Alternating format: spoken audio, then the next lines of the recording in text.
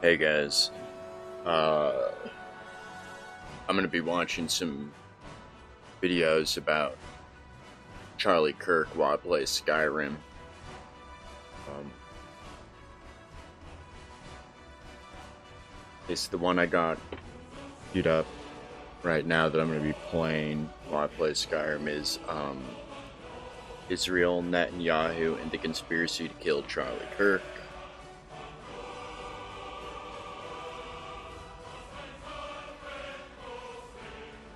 Any other videos that we're about to watch was, let's say, the is criticizing Israel, and this is a and take a look, pay close attention to Ben Shapiro's body language. Charlie, we push back against the media on COVID, on downs, on Ukraine, on the border.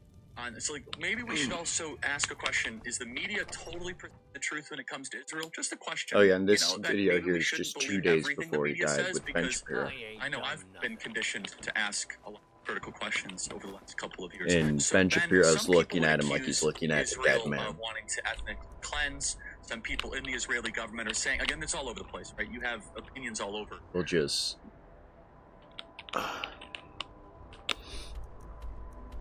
I was at lunch when a friend of mine called and told me what happened, and then about 20 minutes later, 30 minutes later, I saw the video, and about somewhere between 2 and 5 minutes later, it was announced that Charlie Kirk was dead. The moment I saw the video, I knew. There no one was surviving that. And when I immediately saw the old guy that they said was shooting him, you know, who had his Spartacus moment. I did it, I'd do it again. That's what he said. And that's why they got him and why they dragged him out. And he should be...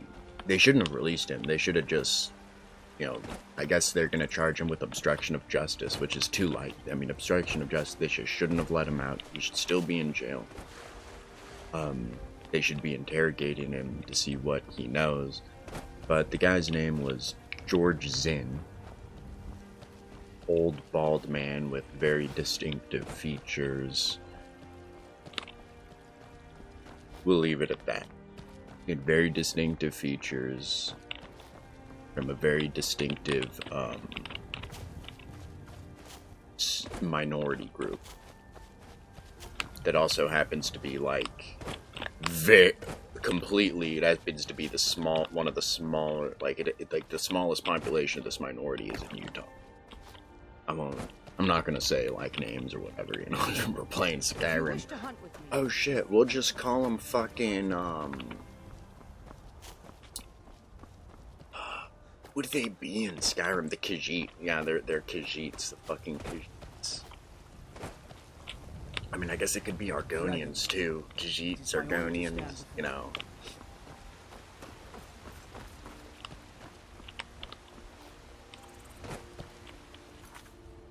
And yeah, so that guy happens to be that guy's a Khajiit, Argonian,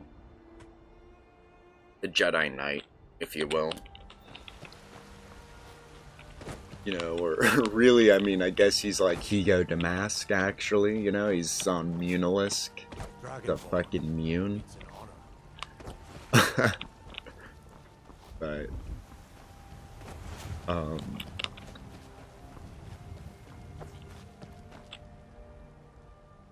and the guy dancing, like, there's the guy cheering and dancing, right as it was happening. That guy looks like a Mune, too.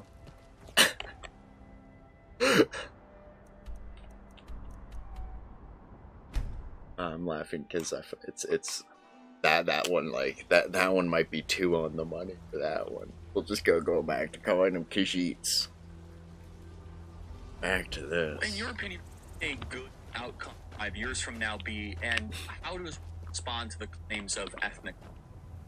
So, of course, people have all sorts of theories that currently asking on questions. And by the way that Ben Shapiro reacted, to get the base of Molag he Bal. raised those eyebrows. That I'm gonna play this. You can see did that, and then had this face after Charlie say, "Hey, why can't we just criticize Israel in some way, and well, all sort of stuff. But before we continue, I will some kind of a disclaimer. Maybe not a disclaimer, but it's something out of my chest. I see online that Israel, Fresh food. Jews, or No even wood rot on the furniture. Netanyahu, Someone's been they here. use these terms like But the people I interchangeably. asked Like, no like one it enters doesn't or matter leaves. if they're all the same. Which is absolutely absurd. You could Israel. Wait, You could you talk hear about that? Benjamin Netanyahu as the head of state. Jews is a different as well. You're talking about the people. And when Charlie Kirk, this is important. That's it. Charlie Something's Kirk inside says the house. Come on. he could talk about Israel. It's obvious that he meets the Israeli and Benjamin Netanyahu. That is something that I thought at some point that it's easy to understand. He didn't say, "Oh, we need to have a conversation about Jews." I know you're here.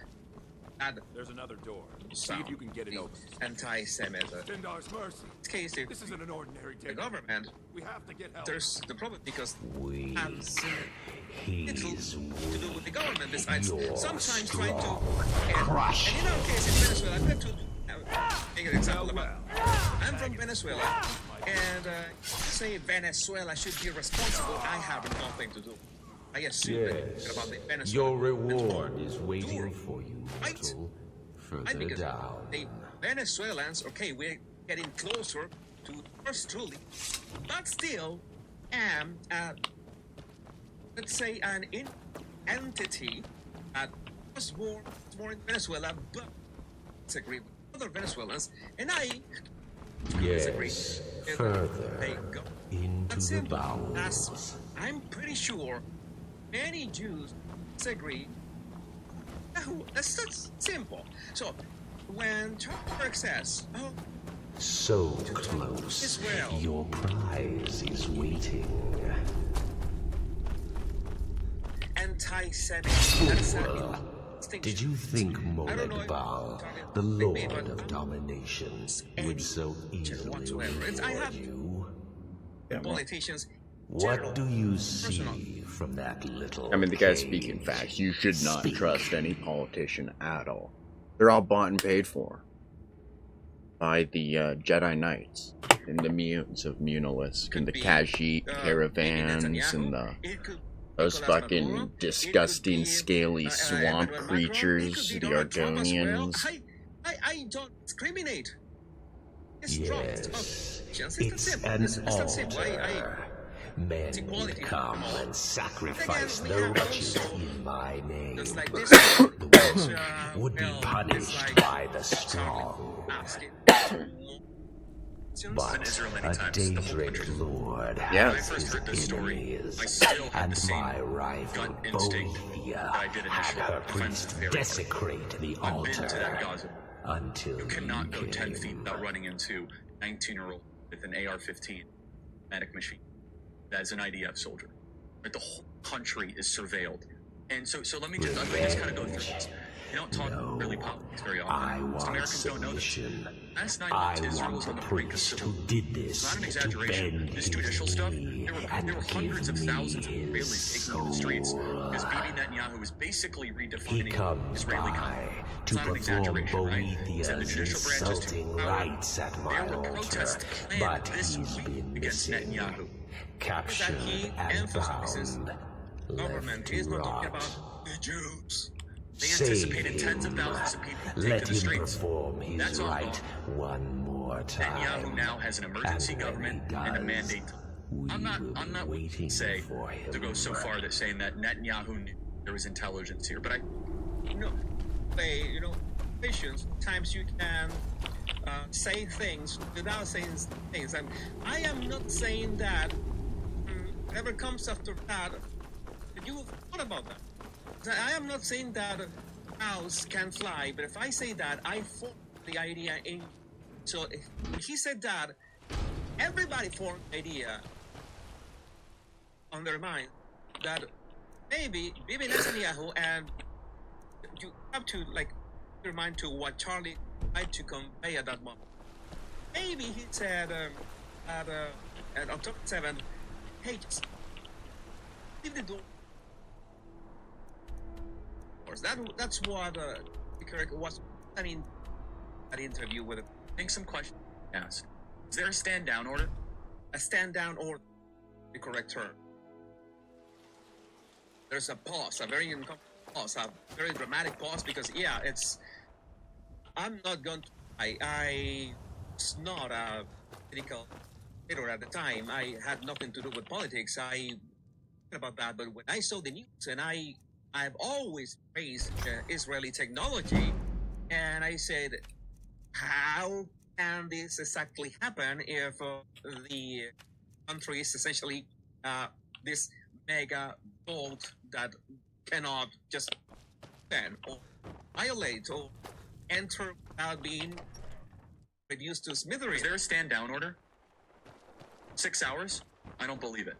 Israel's the size of New Jersey. When I took a helicopter ride from Jerusalem to the Gaza border, it's 45 minutes. 6 hours. They're live streaming the killing of Jews. Did somebody in the government say stand down? That is a legitimate, non-conspiracy question. Eh? The whole Don't mind if you do. What you so Well, she's the all non-conspiracy, yours. She's everything already can be a settled. conspiracy when you look at it long enough. But yeah, it was a question of many people. We trust that Israeli fences are ironclad and have ironclad. How could this happen? I remember when Constantine scene, he sort of explained and triggered moment how this could have happened, because it's like Hamas just all their high power, just a very specific that's what that they could pierce through. Still, how savages? It seems that Israel already had the attack. Then how could this happen? Charlie was asking same question that many of us ask ourselves that same day. So the videos of everything that happened, everything was horrific and legitimate, as said, conspiracy question. But as you know how the internet, country is the IDF. The whole country is. Yeah. And you're trying to tell me that they're going to concerts and kibbutzes and schools and buy. And there's this other that he was really say he was asking for some kind of explanation about and how this where when say lifting 6 And Jewish donors, they have a lot of explaining to do, coupling to do, because Jewish donors have been funding mechanism, radical anti-Marxist policies, cultural institutions, and nonprofits. This is a beast created by secular Jews. And now it's coming, Jews, and they're like, what on earth happened? And it's not just the colleges. that he specifies that secular created by secular Jews. Beast created by secular Jews. And now it's coming, Jews, and they're like, what on earth happened? And it's not just the colleges. It's the nonprofits, it's the movies, it's Hollywood, it's all of it. It's like time for you guys to wake up and say, no, draw a line in the sand. I don't care. And also, you realize that that's why people are saying, oh, it's that Charlie started noticing, you know, that in like in internet slang, he started noticing, and he was probably. There are reports. I think that this is hearsay, just hearsay. Harrison H. Smith posted this tweet and then doubled down on it. I'm not gonna name names, but I was told by someone close to Charlie Kirk, hearsay, double hearsay, that Charlie thinks Israel will kill him if he turns against them. And when somebody asks him, is this true? He say yes, but maybe somebody to Charlie doesn't mean that that was actually that Charlie actually said that. Again, this leads to no, and I see everywhere. Yes, everywhere. One last thing is interview with Megan Kelly. I'm gonna take just a tiny clip. But it goes to the point where, if, for example, I have less ability sometimes online to criticize the Israeli government backlash than actual Israelis. And that's really weird. And Megan, So essentially, this interview with Megan Kelly goes like 7, almost 8 minutes. But what we're talking about is 8 minutes, and Megan made a good use of her interview with Piers Morgan, in which she made it clear that she's not that used to talking about Israel. And they both were making sure that people understood the same thing. I say that thing is talking about the Netanyahu government and different thing is talking about the Jews as a whole. As in the same example that one thing is Venezuelan government then can go F self if it was for me. And another thing is talking about Venezuelans, and another different thing is talking about me as a. Some people can agree with Maduro, some people agree with Maduro. I disagree 100% with the guy, but it's the same principle. So this is the kind of stuff that I want to get to the matter. I see so many theories. Now we order a hit on Charlie, you know, since so he was from like this movie, The Dictator, and also there's Yahoo was this blazing fast 9 minutes response tweet right after the first report Charlie had been shot, and so it's kind of odd, and I don't know. That is not at all, because 9 minutes is an eternity. Social media terms. Told me 1 or 2 minutes, okay, that is quite fast, but 9 minutes is quite an eternity and doesn't prove anything at all. Again, I want to think about things here. I think that anybody criticize a government, you can criticize Israel government, criticize Putin, you know, criticize Zelensky. It doesn't mean that you're against that gun. It doesn't mean that Russians, every Russian agrees with Putin, that criticizing the Netanyahu Israel government means that you're anti-Semitic. It's asinine. That is stupid. It's plain just stupid. Right? So now that we have I think that it's fancy having conspiracy theories about many things. It's important to ask questions when things simply don't match. I'm going to findings of shooter, by the way, video.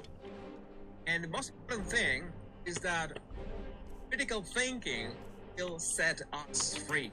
Since that we need the boundaries, because boundaries should not exist. We should be able to criticize anything, really, if we have the basis to criticize it, have an opinion about it. Why not?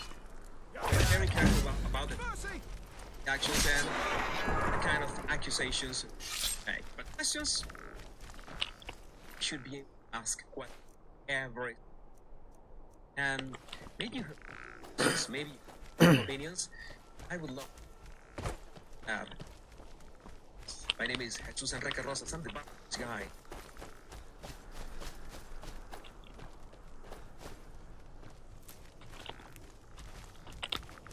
Well, it's desperate news. Desperate news as I was travelling home last night after the show to hear the chop. I'm on your side. Oh. Glory to the Force Ward. The Reach will be ours again. The Reach will be ours again. We'll have our freedom. I serve the rightful rulers of Skyrim, not pretenders.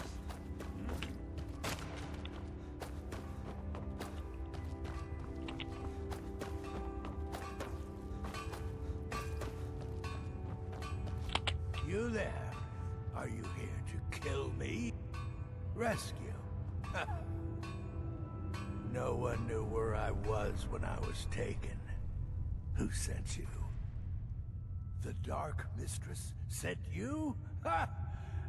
Fine, I won't ask questions. Cut me loose.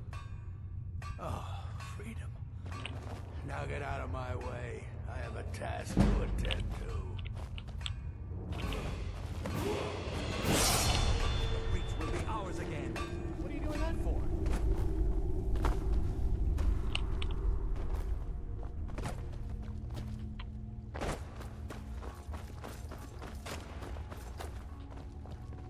The Reach will be ours again. The Reach will be ours again. No, I serve the Jarls, not pretenders to the throne.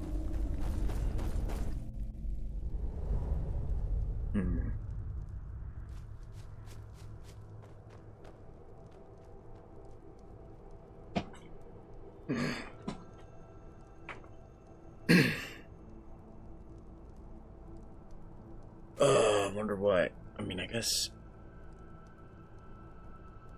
Dave Smith video.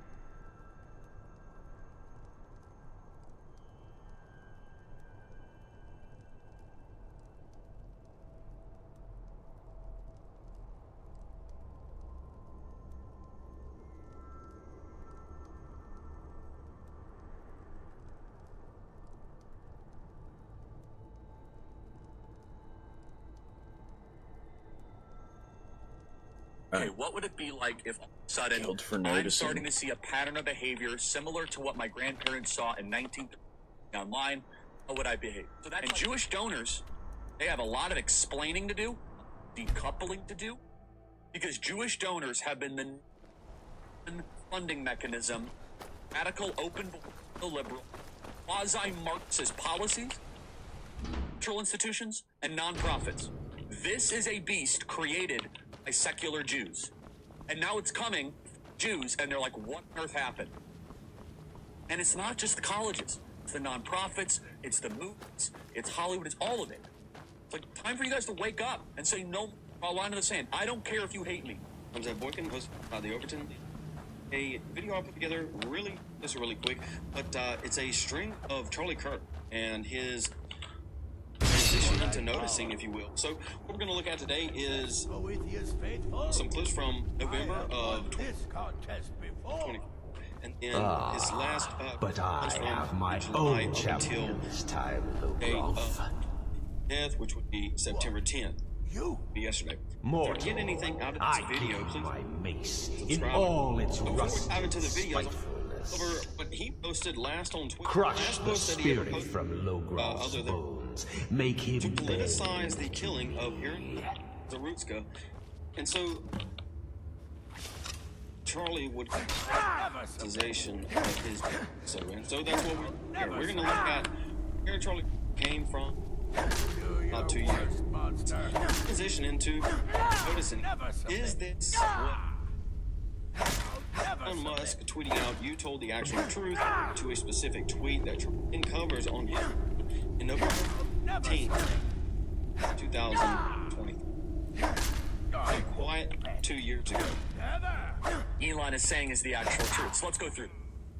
Again, it's double negatives and misuse of the word disinterested. It's a strange tweet. Limp, pathetic bodies. The first Try it part is again. absolutely true. Let's go to this. Jewish communities have been pushing the exact kind of hatred against whites that they claim to want people to stop using against them. Now, I don't like generalizations. Not every Jewish person is that. But it is true, the Anti-Defamation League is part and parcel with Black Lives Matter. It is true that some of the largest financiers of left-wing, anti-white causes have been Jewish Americans. They went all in on woke. It wasn't just ADL. It was some of the top organizations in the country that have done that. In fact, we have seen this with the recent retreat of Jewish donations that are no longer going to be administered to colleges, right? Mark on college. You get that full, you're powerful. So that's totally true. And by the way, Tucker Carlson reinforces this. So as you can tell, it's probably his opening noticing if you back in 2023 had come along some way without actually putting it there. I couldn't find any. You bend to me. There you have it, November 15th of 23. You pledge your soul to me. But what we do see is almost later, forsake October the weak and pitiful Boethia. October 12th of he went on PBD's podcast You're mine and now, talking about October 7th. Take a look at that. Kill him. It's out there. How do guys not twisted? No. So I've been to Israel many times, the whole country. When I first heard this story, I still had the same gut instinct that I did initially. I find this very hard. I've been to that Gaza. I cannot go 10 feet without running. 19-year-old AR-15 medic machine gun as an IDF soldier. Country is surveilled. And so let me just kind of go through this. No. Don't talk about Israel. Most Americans don't know this. Last 9 months, Israel brink a civil war. It's not an exaggeration. It's judicial stuff. The there were hundreds of thousands of Israelis taking to the streets because Bibi Netanyahu is basically redefining Israeli concept. It's not an exaggeration. When your enemies the judicial branch has too much power. There were protests planned this week against Netanyahu. They anticipated tens of thousands of people to take to the streets. That's all gone, Pat. Now, Netanyahu now I has have an a emergency soul in government oblivion and a mandate to needs leave. I'm willing to say, Take care of the go so far that saying that Netanyahu knew his intelligence here, but I think some questions need to be. Is there a stand-down order? Was there a stand-down order? 6 hours? I don't believe it. Israel's the size of New Jersey. I took a helicopter ride, Jerusalem, to the Gaza border. It's 45 minutes. 6 hours. They're live streaming the killing of Jews. Did somebody in the government say stand down? That is a legitimate, non-conspiracy question. The whole country is the IDF. The whole country is. Yeah. And you're trying to tell me that they're going to concerts and kibbutzes and schools and by reports 6 hours. Let's say it's 3 hours. That's suspect. Go ahead, Rob. It's also not like a right-wing report. This is from the New York Times. The long wait for help as massacre unfolds in Israel. 9 I can't think of hours. a more liberal news outlet than the New York Times. And I'm actually very pro-Israel, so let me be. So I'm not exactly. I think we all are. I just want to make sure it is clear. But I would. So Patrick, there are other explanations. It's possible that the Netanyahu government is double-crossed by bad agents. Okay? That's dark, but it's not as dark as well. Okay? Another aspect is that Netanyahu might have traitors in his government. Legitimate traitors that have infiltrated. I was texting with some senior people in the IDF, and they said, Charlie, can't say too much. Just say the same problem you have with the left in America, we in Israel. Something to think about. There's something to think about, right? Is that maybe there's some people within these intel agencies that is sympathetic. Maybe, Patrick, maybe. They might have gotten a tip. They might have gotten whispers. Thought it would so you're an alchemist then. That's a potential, right? Because here's the essence of it. The essence is this. This is the closest thing to the Holocaust that any of us have lived through. The fact is now Bibi and the Israeli hard-right government is a mandate. I gotta say this. They're going to try to ethnic Gaza. I mean, that's, and I don't use that term lightly, okay? They're talking about basically removing 5 million, okay? And honestly, they have a mandate to go seek justice and revenge. They do. There is this idea that they need to have a truce or a peace. That's after you see women and children I've been driving the streets. But there are some serious questions here, Pat. And let me tell you, my pattern recognition last 5 years has become pretty sharp. COVID, fires, Epstein. I see a story and it doesn't click. Guts are usually. So as we look at that, it might be the case that October 7th itself had kind of started Charlie Kirk to question what was. So maybe it was October 7th of 2020. We can push that November 15th number date.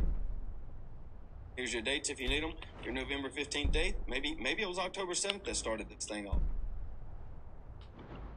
So anyway, we're gonna keep moving on. This is Megyn Kelly. We're gonna move forward another year. That was PBD. A couple months ago, back in July 7th. This is Megyn Kelly at a TSA event. Take a look at this, and then it starts again. DOJ should immediately move to unseal all the Epstein documents in the Southern District of New York. Yeah. Everything. And Everything except sexual assault. I think every file should be released to the public, the same way as the JFK files. The American people decide. Out there, because if there's nothing in there, then we can see. So then we have Megyn Kelly at TPUSA event trying to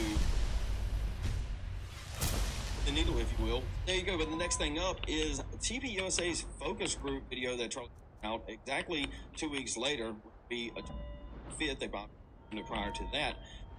This focus group is this might be a little bit of a pity, but I promise you is that this shows mindset of his leader in the chapter of the TPUSA college campuses.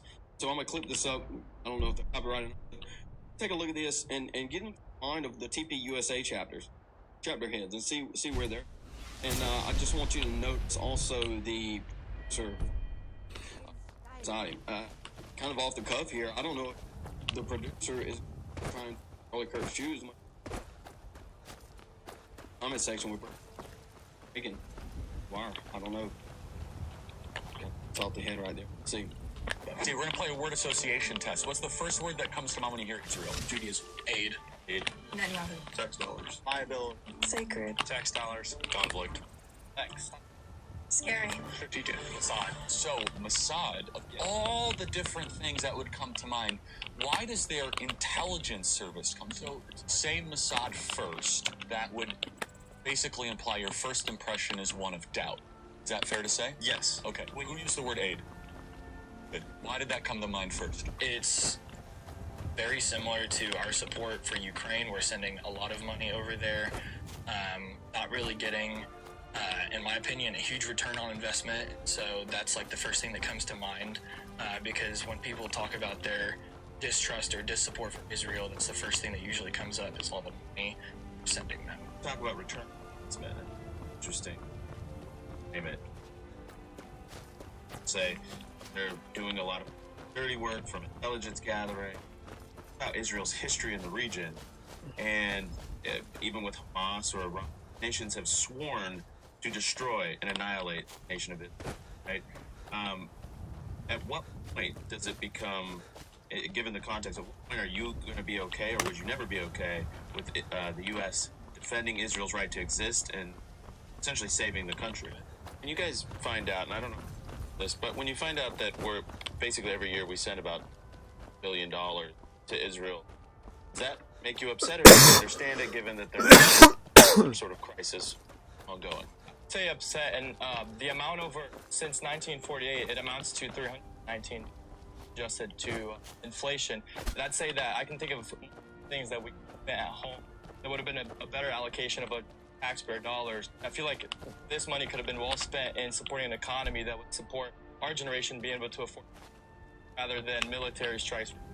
Whatever.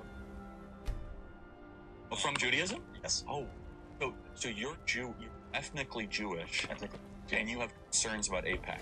Yes, I do. I'm told that by some people that if I criticize AIPAC, I'm anti-Semitic. I think it's ridiculous. I feel like it's great to have concern for your country. Do you think that AIPAC represents, again, I'm not saying I believe this, but I think this is what you're saying, that it represents a kind of cutting in line of prioritization? Yes. Would you guys say that's a fair summary? meaning that, like, okay, we vote for citizens, separate gets higher priority because of true. And so August 6th, we're starting to get a little bit closer. August 6th, you have Charlie Kirk on the Kelly Show. They go at it pretty hard. Much as I put it with maintaining continuity, but let's take a look at this. It escalates extremely. It is. Again, I think I have a Really, dude? bulletproof resume showing my defense of Israel both on campus, social media, to great, let's just say mockery and scorn at times, right? 'Cause I believe it, right? I believe in scriptural land rights given to Israel. I believe in fulfillment of prophecy. And again, I'm not a theologian, but I'm a Christian. My life was Israel. The spiritual energy is so amazing there. I want them to win. Said that repeatedly. And however, Megan, you're hitting on something very potent. Now, let me first say, I don't want to judge an entire group. Many people, sweet, very kind, very nuanced, very Charlie. With us, you don't have time. However, and I will say this, behavior by a lot, both privately and publicly, pushing people like you and me away. Not like we're going to be pro-Hamas. Not like we're going to, like, honestly, the way you are treating me is so repulsive. I have text messages, Megan, calling me anti-Semite. I am learning ridiculous. biblical Hebrew on the Shabbat. I honor the Shabbat, literally the Jewish Sabbath. I visit Israel and fight for it. And there's another article out in the Times of Israel today. I could read there. I was just reading for Harley. What thing? Like, why are you? I do. I'm sorry. Like, let's just take a step back here. Like, American citizen. Yes, I want Israel to win. Yes, I'm a Christian. But like, some of the mess, and you saw me. You've seen how I've been treated, Megan. By some, not all. By some. Fuck. I love Israel. But my character is now being questioned. Not my decisions. Not like, hey, are you doing this? Is it smart or is it dumb? But no, I am a bad person if I do this. And I could go, I saw it, Megan, trending on thousands of tweets and text messages. And if I were to be charitable and generous, I will say, people that are attacking me are in a hyper paranoid state because they're at and war tends to fight, and you're a hammer looking for a nail, trying to be charitable, Megan. I'm trying to cut as much slack as I can, right? Like, if all of a sudden I'm starting to see a pattern of behavior similar to what my grandparents saw in 1930s Germany online, I behave. So that's like my charitable kind of compensation spirit. At the same time, I'm like, but it's not defensible to be dumb. I believe that we're Americans, period. End of story. We're citizens of this nation, okay? And Israel, funded, we have supported, and they're up against a sea of Islamic totalitarianism, and we should be cheering for them, right? Because they're up against barbarians and monsters, and we want them to win. However, here is Megyn Kelly and Charlie find probably 3 million social followers, like pretty, right? And you and I have been holding this down, and you probably get the negative, oh, you're chilling for Israel, whatever. I'm like, okay, I'll do what's right regardless, right? But then all of a sudden, like, I host a person that I moderate the debate of, right? And I give equal time to Josh Hammer, equal time to a pro-Israel advocate, and my moral character is. And so I think it's a hyper paranoid, like, just gonna just stamp out every type of practice, but it goes to the point where, if, for example, if I have less ability sometimes online to criticize the Israeli government backlash than actual Israelis do. And that's, isn't it, Megan? That's not right. The thing that I think is lost is, like, on some part of the population, you can scold them into silence, right? But I have any deviation of any deviation whatsoever, such as hosting a focus group, right, Megan? bunch of our students that went viral. I don't like the Having way Jay Smith or Megan Tucker at my is event. responding. It is all Like, of a sudden, oh, Charlie is a. it's like, he's fuck, no dude, longer you're going with us towards and the all that. So wrong wait a way. second, Like, what does I'm with not, us mean, I'm not a example, big fan of Megan right? Kelly. I'm an American, okay? Like, I represent this country, and I don't even understand that paradigm. But Megan, I think you would agree. I want to make sure we fast, like, zero in on personality types like myself and Tucker that you guys privately, publicly call our character to question, which is not isolated. Right? Megan, it would be one thing if it was one text, two text. It is dozens of texts. Yes. Then we start to say, hold out here. And to be fair, some of my really good, like, that's not all. They're like these are stakeholders, right? And so, look, I'm afraid because again, I want civilization to win. I want the West to win. I want the Islamo-fascist barbarians to storm the gates of Jerusalem. I want the Holy Sites. I believe in the Holy Land. I love that Jesus walked on water there and rose from the dead and preached out of Beatitudes. Like the connection. Yeah, we're gonna to go Israel, and hang but out at Proud Spire for a moment because I gotta go pee. I guess I should have just hung out inside of Lakeview, but boy, like you're not gonna. I wouldn't say lose, but you will weaken and it's basically deflate two of your advocates. Next day, August 7th, Harrison Smith puts out a video about Say I got my position because my cousin's about the emperor. the Nonsense. Kirk showing The man's giving me nothing. on Megyn Kelly. He can't even be bothered to attend my Very wedding. next day, Harrison Smith puts Good out a business video for the East about Empire Company the means all Kirk the more showing gold for the on Empire. Megyn Kelly's show. And if you can, go ahead and check out Harrison Smith. He's over at InfoWars. Find him on Twitter, whatever. He was ahead of this thing, extremely ahead of this thing, which.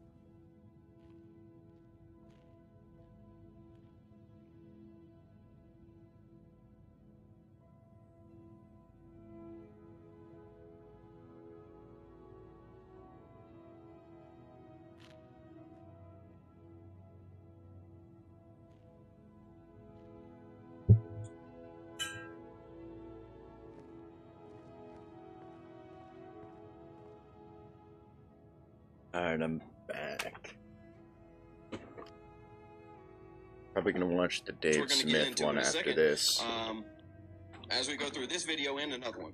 See this, as we go through some of these videos, there's this like permanent condition of fear. There's an underlying sense, especially amongst like the Charlie Kirks of the sector. I guess walking on eggshells would be a way of putting it, but more like walking through a minefield. That they're so scared of saying the wrong thing. They're so scared of stepping on a landmine, of expressing something in not quite the correct way and having their lives destroyed for it. And that's a deliberately fostered condition. That's because they've been threatened, because the threat is implicit. That there is no let the punishment fit the crime when it comes to certain topics. If you step on the landmine, you die. Right? So that's how they act. And they act like really carefully stepping around a bunch of bombs. And it's just sad and pathetic because they know the truth and they just won't say the truth. And what we're seeing is people struggling to deal with this because, see how I try to explain this. You've got the outrage about Israel is so overwhelming now that recognize we cannot sustain our reputation. We can't continue to, act as an authority, continue to be sycophantically pro-Israel.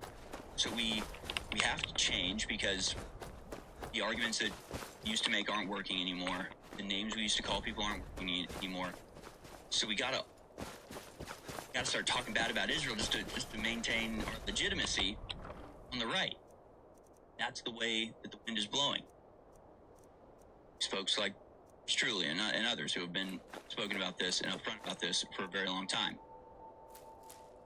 At the same time, the structure still exists of the landmine field. They're still operating in a system that will destroy you, becoming a threat to Israel. So how do they manage this? How do they walk this tightrope? Then we get into August 13th, which would be another video that Harrison put out, a tweet that Harrison put out that he then followed up with a video after the killing. I'm going to play the video from that of him explaining the tweet with the tweet on. Check that out. This is only 1 week after his initial video. He make a video at least about a tweet that's gone completely viral from last month. It's now tweet on anything Benjamin Netanyahu is posting. So thanks, guys. Really glad I'm on his radar now. That's cool. It's true. I mean, I don't really have too much to add to it, honestly. I'm not going to say who told me because they asked me not to, obvious reasons. So if they want to public, they're more than welcome to.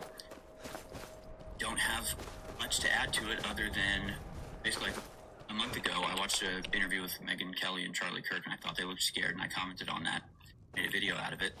And just a day or so later, I was talking to this person, and I remember the conversation going, just talking about sort of Israel and Zionism and Zionist influencers, and Charlie Kirk came up, and I remember the other person saying to me, well, Kirk says he's afraid to go against Israel because he thinks they might kill him. And I said, that's crazy because I just made that video about how Charlie Kirk seems scared. That's crazy that you're saying that right now. That's the way the conversation we're going. It may have been the other way around. I may have said they look scared. They said, no. Says he thinks, we'll kill him for going against him. But then we talked about other stuff. I don't really have any more information other than that. At the time I was thinking, Charlie Kirk seems scared he's going to lose his sponsors, lose, donors, something like that. I wasn't even thinking about life. So that was my reaction. It was like, I just made a video saying that.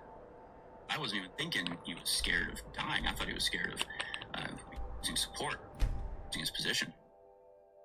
So I really don't have any to say. I wish I did. So then we come back.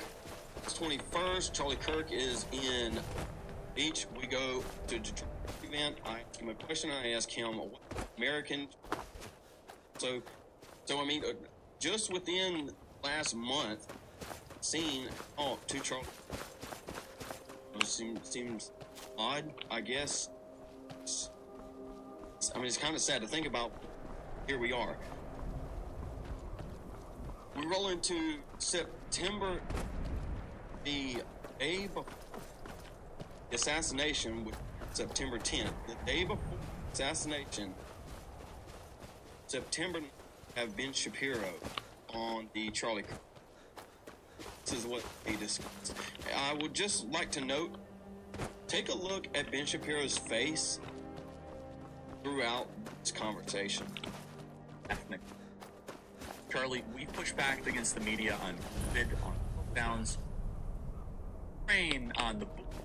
So, like, maybe we should also ask a question: is the media totally presenting the truth? Well, just a question. You know, maybe we shouldn't believe everything the media says, because I've been conditioned to ask questions for the last couple of. So, Ben, some people would accuse Israel of wanting to ethnically cleanse. Some people in the Israeli government are saying, again, this is all over. You have opinions all over.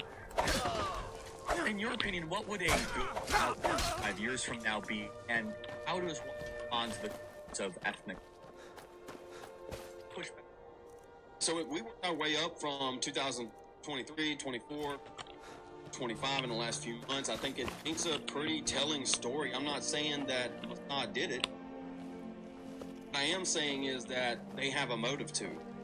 Like, Charlie Kirk is at the very, very top of the game right now. He has its influence, which kind of begs the question: what was the future for?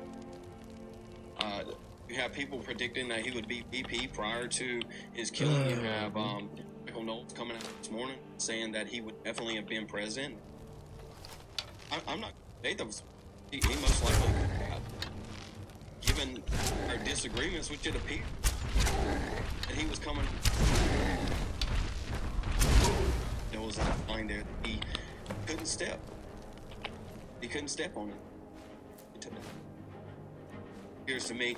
The question is, who filled his shoes? I kind of alluded to maybe the producer earlier in the show video, but I don't know. In his show side, the question is who fills his shoes to influence.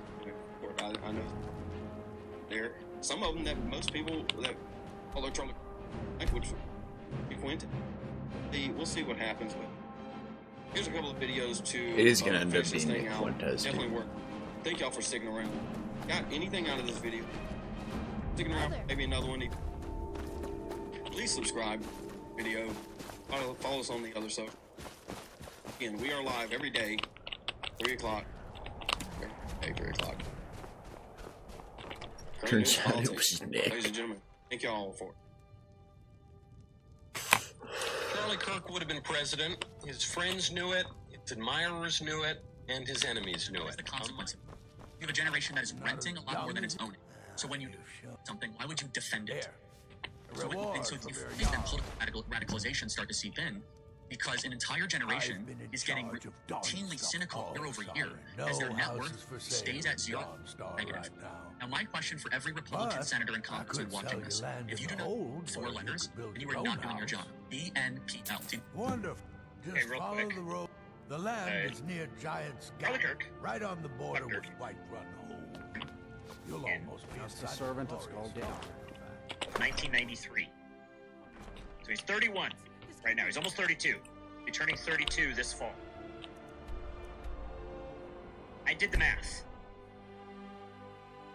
He turns 35. 24 days. 2028 presidential election. And I'm calling it now. Charlie Kirk, Vice President. Vance. Vance Kirk. We need to get working on these slogans. We need to will this into reality. If you guys aren't buying it yet, wait till we get through the rest of this interview. Vance Kirk would be a powerful administration, especially with another 3.5 years worth of cooking. Charlie Kirk gets it. He absolutely gets it. You're going to see it throughout the rest of this. And with his history as a fundraiser, as a networker, his deep understanding of how the system works, how much he's tapped into the people. You get two powerful young white men on the ticket. Oh. Then 2028.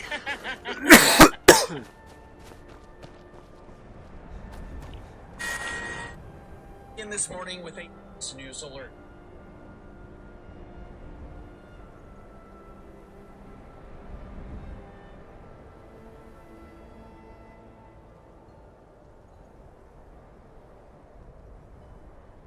Colin. It says kill all Charlie Kirks at Seattle Central College. That's how you end up with this. Doesn't mean again. I don't like when people. Fuck! It's Ben Shapiro doing it live. Because they is a person.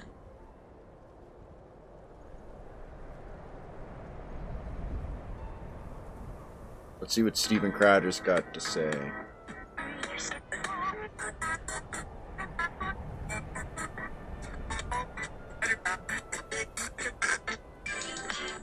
For today. Communication very much higher. America first. To lead by. Apparently the shooter's been caught, guys. Big fucking news. It's a great fucking thing, but... No, not yet. Here we go. Subject for today.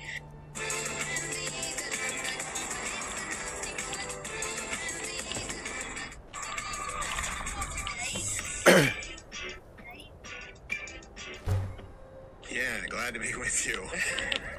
A couple seconds earlier would have caught you with your pants. Longest running and number one show, but I can't know when my intro is. It's about that. Just so you know, everyone out there, yeah, there's a reason now. So my screen mirroring is a bit crooked.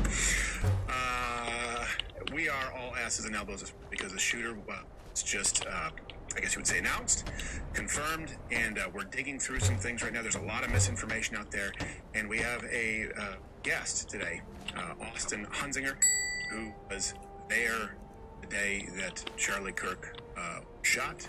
There he was a few people, I think 10 or so people down the line, and reached out to us exclusively after this week, wanting to tell his story. So we were testing an uplink call. So it's been a week. Please bear with us. We do have to get to. Question for you is, and by the way, we are streaming wide to YouTube right now. Usually Friday is just for members, just for premium. This is all so important this week that we want you to know, because YouTube, they want you to think that we don't exist, that you can go watch on Rumble every single day. Guys, get off of this social media ghetto. This YouTube right here is exactly what created the environment. I'm almost exclusively on YouTube right now, guys. And censoring and marginalizing and the voice for. I've got Twitch, but I can only stream to one place at a time. More than half the country, the half that elects presidents. That allows the vilification. That allows the othering, as you've been told. You know, from usually it applies to trans. Usually it applies to insert whatever. It's a useful minority group here, but they have done this. Conservatives for very long. Still doing it. Still doing it, saying that even though Charlie Kirk held radical views, he did not. He did not. It's true, he didn't. The guys, like, I hold get to Rumble. I don't know if we have Rumble. It's actually more downloaded than YouTube in the App Store a couple of days this week. But we'll keep those to myself already. Odds and ends. If you want to learn more about my radical views, then check out the Reasonably Unreasonable I know I've answered a podcast. couple times, but I'll try and distill it and answer it a little simply. Captain Morgan's not here. He's in Chi-Town. He's in China? He's hanging out with Yay. I don't know his name anymore. Chicago. But he got some dope sneakers. So, Lane the Brain to understand. How are you, sir? You're here because we have a lot of breaking information. Pale redhead for another pale redhead. It's an easy substitute. Gerald's not really a redhead. When he had hair, he was a redhead. Yeah, I guess. Came to play. And sorry, Friday, Saturday. No, don't be sorry. That's what We do. See what you can find on Josh that hurts, that makes it sting, and throw one right down center. But Friday, Saturday, September 26th, 27th, and night 2 at Cap City Comedy Club in Austin, Texas. Hey guys, you know what? Get out to the comedy shows. Get out, show. There was that campaign to get everyone out and to show everyone that you're not. Make sure that people know you're not afraid. And live comedy is a great way to do it in a really pretty safe environment. Josh Firestein. My show will be nothing like 9/11. Well, look who it is. But there might be some bombing. It won't be the 9/11 of Yeah, comedy. you know what? I think I'm going to join the It won't be Empire. the Lincoln Park of comedy shows. No, I won't. It's more like a McVeigh situation. Oh, jeez. Okay. All right. I'm nervous. Because, Here's the thing I will show you. I will tell you guys. The left is violent. Not even close. There Really? is such a thing as right-wing violence. We have not seen it in this country for a very long time. Dragon's Reach to discuss the And we're praying and hoping that it does not come. But when it does rear its ugly head, it tends to be vicious. And it tends to be something for people who are suffering. And then people end up having enough. And if you were to craft a playbook on how to get people in this country fed up, it would be after someone being senselessly murdered in a terrorist act, still placing the blame kind of on him and still doing things the same way. Yeah, sure, people can say this wasn't, well, it shouldn't have happened. We're sad, there shouldn't be political bounce, but if they keep censoring, they keep marginalizing, keep referring to you as I just radical, wanted to they be keep sure, check my... vilifying you as Nazi, Hitler, racist, homophobe, that means that they want the same thing happen to you, and people fed up. This is a really dangerous spot.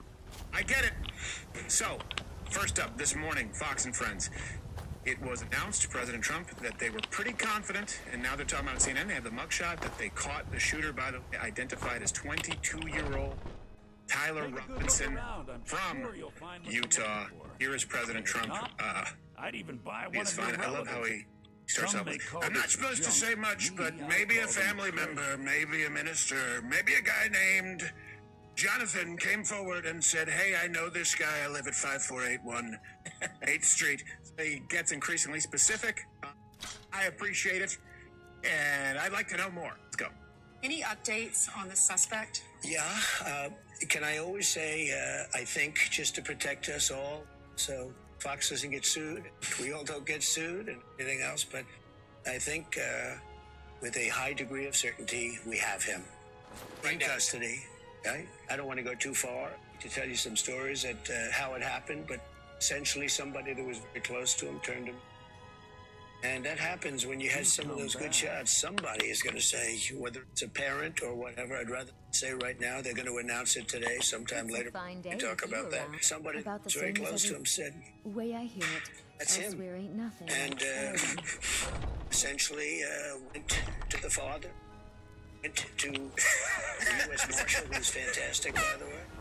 The person who was involved in enforcement was a person of faith, a minister, and brought him to a U.S. Marshal, who's fantastic, and the father convinced the son, this is it. And again, I'm subject to be corrected, but I'm just giving you based on what I'm hearing.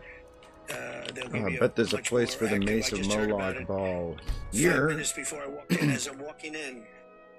Yeah, and it's a nice fucking like we house. said It's a earlier, nice house. It's a nice house. the person identified as Tyler Robinson, a 22-year-old local. There's not a whole we know right now. Bringing up CNN, they are showing the mugshot so you guys can see. That's something that we pulled earlier, so that's been confirmed. We really know that we can confirm is there was a Discord, right, Lane the Brain, that he was a part, that he had been radicalized recently.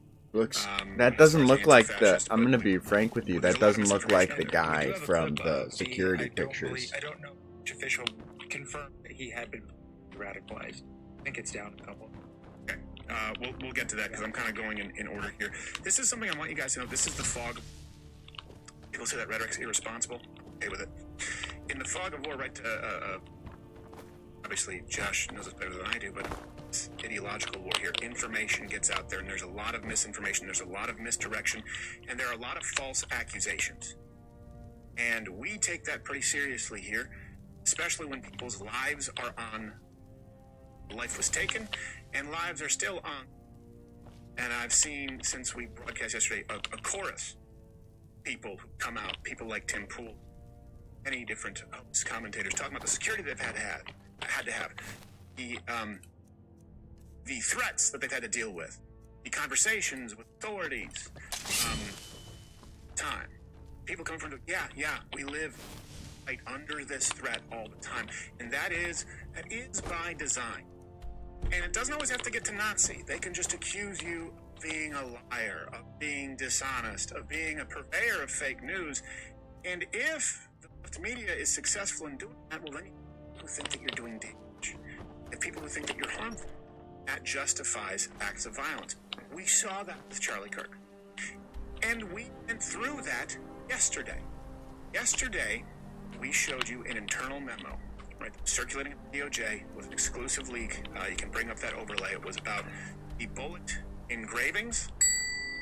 We've protected our source. We confirmed it. We double, triple checked. Jay in Mug Club Undercover. Best I know to ever do it. And of course, just a spoiler alert, we were correct. You guys will see this in the presser. That didn't change the fact that yesterday, all kinds of outlets, major leftist accounts, accused us of making it up, accused us of lying, and it just sort of encapsulates it best. Steven Crowder this morning released an exclusive. This morning, my team received an email from an officer at the ATF. The email included a screenshot from what appears to be an internal message describing a weapon and cartridges located by an ATF and other law enforcement near the scene of the Charlie Kirk shooting at Utah Valley State University. All of engraved wording on them expressing transgender and anti-fascist ideology. And what's crazy about it isn't the fact that Steven Crowder actually released this information, right? Of course, he's going to go with unverified, unconfirmed reports. What's actually completely unacceptable is the fact that Wall Street Journal also ran along this report, and the report is filled to the brim with spectacular misinformation. Like, they were saying that the bullets were engraved with anti-fascist and pro-trans messaging. Like, how are you engraving the bullets? What the f does that even mean? But this kind of misinformation goes crazy. Hold on to your butts. A deliberate piece of misinformation, or do I think this was a misunderstanding that obviously got elevated by a charlatan such as Steven Crowder? The point is, it doesn't matter, because this is a spectacular f-up. The New York Times had a follow-up on this and basically said the senior law enforcement official with direct knowledge of the investigation cautioned that report had not been verified by the ATF analyst, did not match other summaries. Of course it didn't. That's why the source came to us. They were concerned that they might lie or misinterpreted. In fast-moving investigations, such status reports are not made public because they often contain a mixture of accurate and inaccurate information. Revealing this information on an unsubstantiated internal report is not doing journalism. It's actually doing the opposite of journalism, which CNN also did. But they said cultural phrases, which a lot of people are mad about as well, because they think that CNN is hiding the truth. This is the type of you expect from Steven Crowder. It's not the type of you expect from CNN. Okay, so charlatan, and by the way, it's fine. I mean, I know that he's relatively inconsequential. We're just because he cited the New York Times as well. So if we release a memo and it turns out to be correct, and you have people out there saying this is incorrect, he's a charlatan, I know this for a fact, liar who is a charlatan. There can only be one. Memo be released, tremendous confidence, it's absolutely correct. Clip casing. Investigators noted inscriptions that had been engraved on casings found with the rifle. Inscriptions on a fired casing read, "Notices, judges, capital O-W-O. What's this question mark?" Inscriptions on the 3 unfired casings read, "Hey fascist, exclamation point, catch, exclamation point." Up arrow symbol, right arrow, and symbol, and 3 down arrow symbols.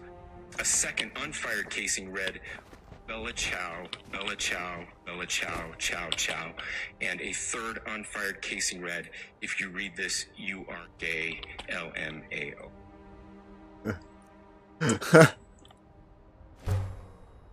Small thing.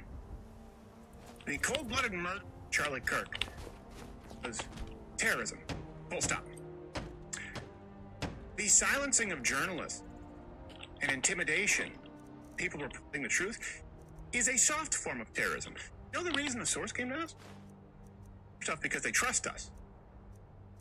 And because they were concerned of exactly purveyors of fake news like Sun and New York Times, they would do, which is exactly what they did. They were concerned that it might get buried. They were concerned that unless someone forced the hand, it might end up like Nashville, until our investigative unit told you the truth. They were concerned that there are people, potentially, with ulterior motives, may not tell you the truth.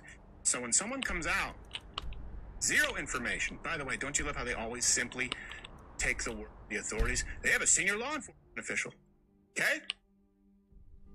We have someone. Why is yours more authoritative? Oh, that's right. Intent is always to silence whistleblowers, unless it's Assange. It's to silence people telling the truth. That's a soft form of terrorism. And let me tell you something.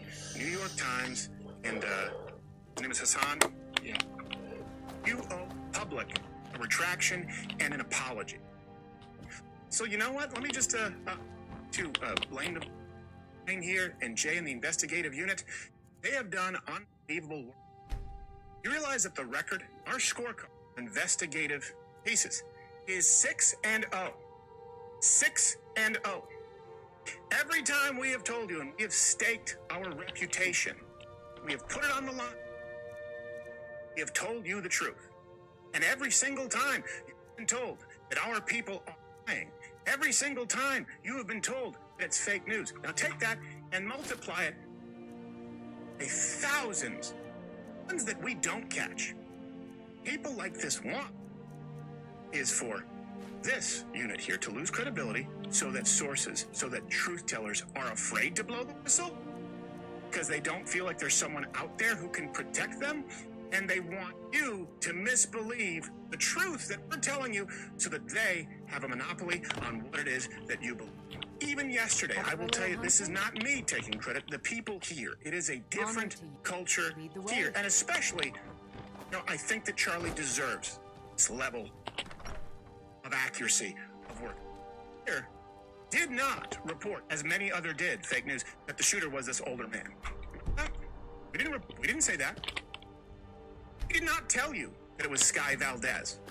That was something that was circulating. We did not tell you that it was a guy named... A lot of people circulated that. We did not tell you that it was this person named DJ. We did not tell you. And by the way, that DJ is often used as a troll after shooting. Some of these were reported in mainstream outlets. We didn't tell you that, and we didn't tell you that it was Israel either. We did tell you that we had an exclusive source, and with tremendous confidence, we knew for a fact that there was evidence on the engravings that this person had been radicalized. And we told you that when there was a lack of information. And the people who were tasked with telling you the truth lied to you and said it's false. Why? Stephen, it's not just me. It's everyone here who put in that work, cares enough to try and change the landscape media right now. You understand that? It's changing the landscape. 6-0. 6-0. So anyone else out there who has a tip? Something else? No sources have been revealed. As they so chose later on. We protect them with our lives. We to jail. Like all the movies make journalists out to be, only it's largely a comedy show. Aaron Brockovich, bitch, did something with tap water? I don't remember. You guys talk about that? Yes, so you guys make... How about this? You realize that these people are risking life and limb? Because you've seen that. Don't forget this. The same thing to Andrew Bright. 6-0. Never got the shooter information wrong. Would have been easy to be first. Know that it wouldn't be right. And the same be said of these other outlets. And it all happens because of your support. Very much appreciated. Consider joining. Click that button. None of this happens without you. You can gift a subscription. Guys, let's open that up.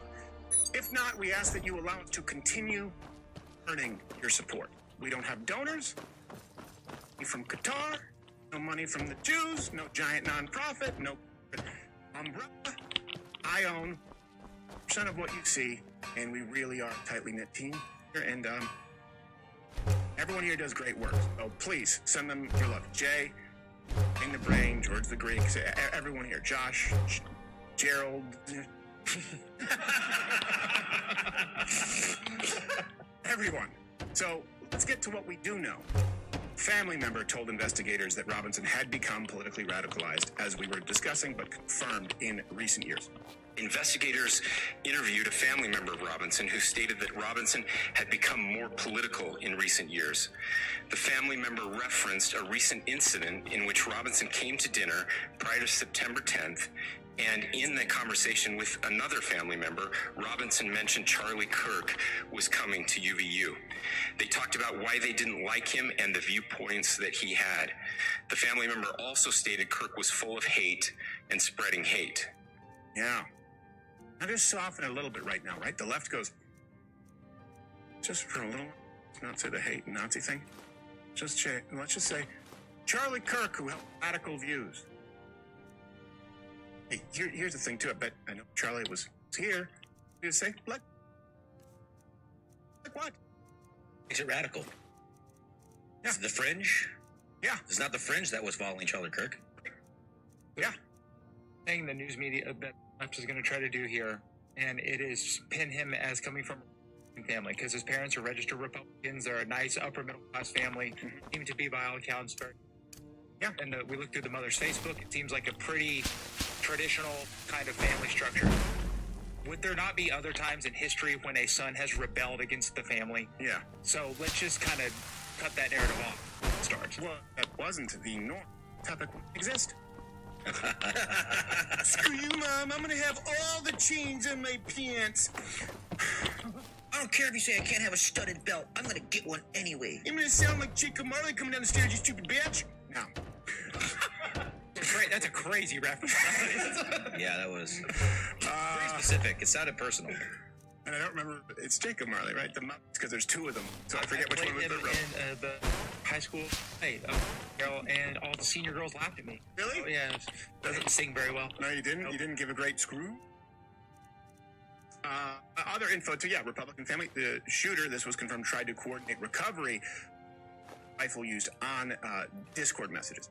The content of these messages included messages affiliated with the contact Tyler, stating a need to retrieve a rifle from a drop point, leaving the rifle in a bush, messages related to visually watching the area where a rifle was left, and a message referring to having left the rifle wrapped in a towel. Yeah. So this one seems to be pretty clear. And by the way, one last thing we're going. Yes, the engravings on casings, that's not clickbait. That's relevant. That is relevant.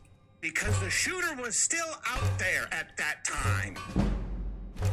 And a lot of us, a lot of you were on the menu. Wouldn't it be nice to have a motive and ideology to go along with the terrorist at large? Just think about how irresponsible it is for Hassan and New York and these places say, no, that's not legitimate, to try and sow doubt. They have no evidence themselves. You don't hate the media and the left enough. You lived in real time yesterday. Why they're violent. There are kids growing up who think, man, their crowd lies about everything. They don't realize that at 6 and 0. That's correct. There are people going, man, Charlie Kirk wants to wants to genocide all trans. They believe it because the media says it nonstop, and that's by design. Do you think they for a second don't know that it's not true? And do you think for a second that they don't know it's dangerous to tell you that? You think the most trusted names in news don't at some point go, wait, well, gee golly, maybe we shouldn't tell people out there that this guy wants to commit genocide and he's a Nazi? Of course they do. They do it anyway. Just like yesterday, when we provided you with information that could help keep you safe, their primary focus was to tell you that everyone is a liar. Everyone here deserves an apology and a retraction. But we won't get it. For the same reason, the trust and credibility everyone here up. And again, this is a team effort I cannot take credit for. And you were reached out. Someone reached out through the line to be on the show. This is Austin Hunsinger. Yes. And he was there that day. Yeah, he was 10 or so people back in line getting ready to ask Charlie a question. That's right. And he had gone at one point to Utah Valley, and he was a UV student in Army veteran. He's a coach, I understand. Yeah, he's a middle school football coach. And please tell me we have him here. Yep. And guys, thank you, everyone out there. This is I'm gonna try and give this man the floor because I can imagine he's still processing a lot of information, and I want to do right by him. It's in real time. This all happens because of your support. Let's bring on Austin Hunsinger.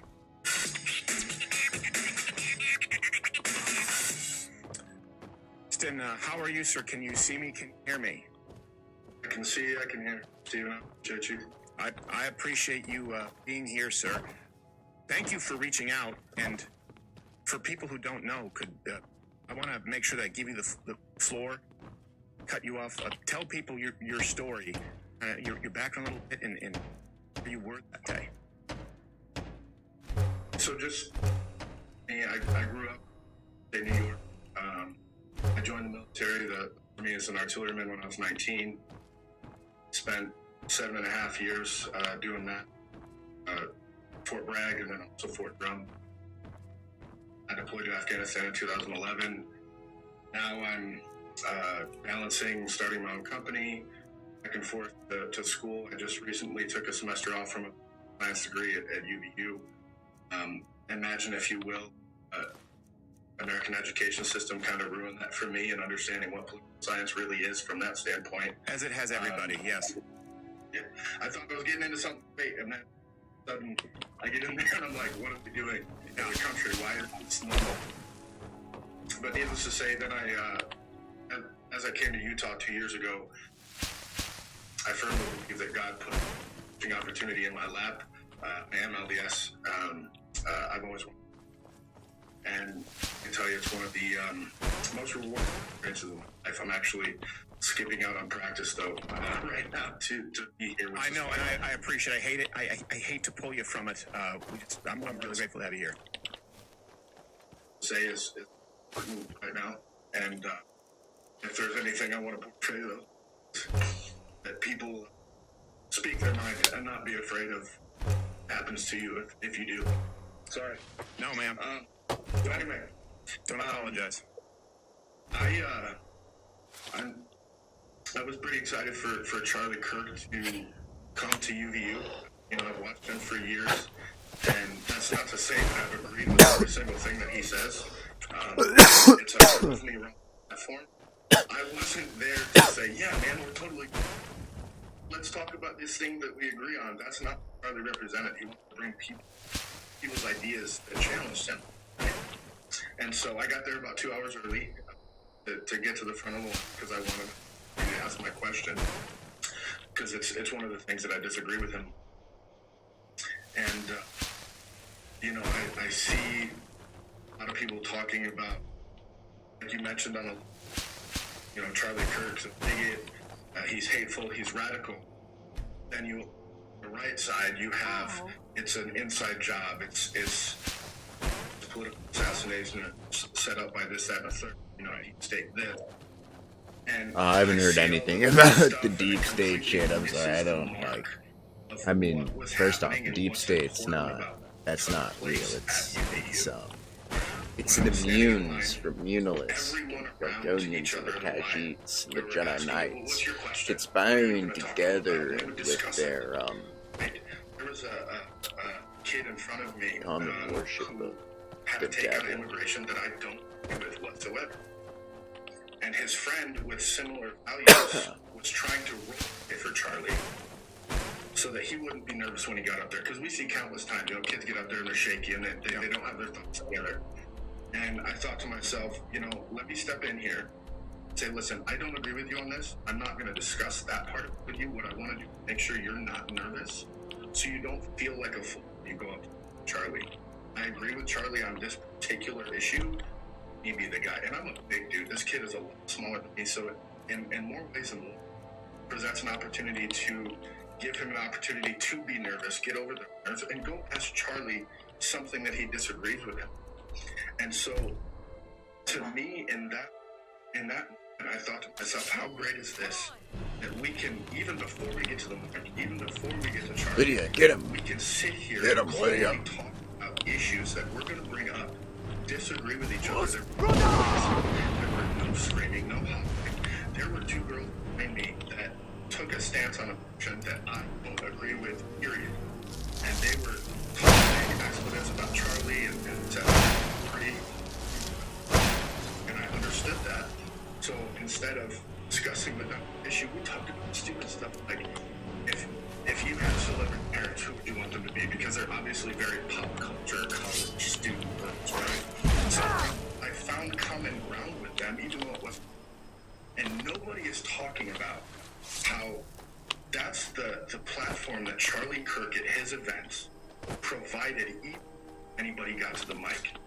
And this dude, I don't even want to say his name because I think the biggest Yeah, I don't issue even that we have remember with the his media name.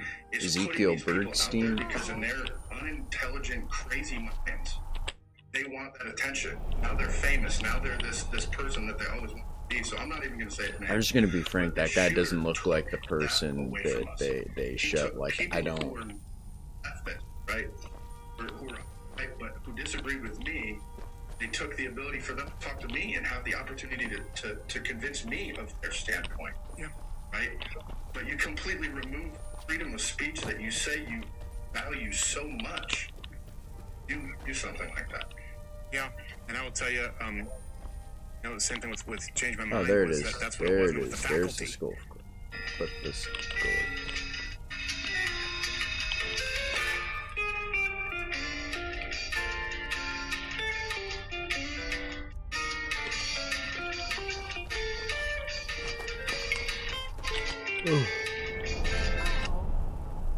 Google search is than you think. No, we're not watching that. Okay. Where's the...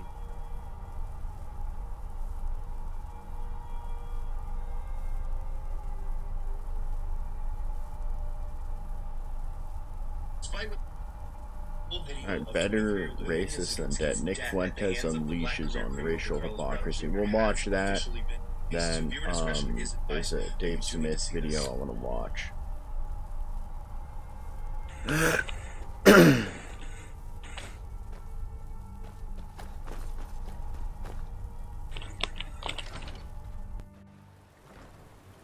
And before anyone says don't make this about race, her attacker saying, I got that white. This was about race from the start. And until you realize that, until you realize that there is no possible way that we can coexist with people who hate us, nothing will change. By now you've probably heard about the of Irina Zarinsky, the Ukrainian refugee who was stabbed to death by that black man on the subway. See the footage of I mean, let's the just be murder. frank. There's two people that watch should the not entire have been thing here, but on we shouldn't X. be having It's fucking that shit on horrible. the subway. After she gets stabbed, she falls down and bleeds out, and there's blood everywhere, and the people standing around, the other black people that were there and witnessed the murder, did nothing. They sat there and watched her bleed out. The full footage is absolutely disgusting. It will enrage you.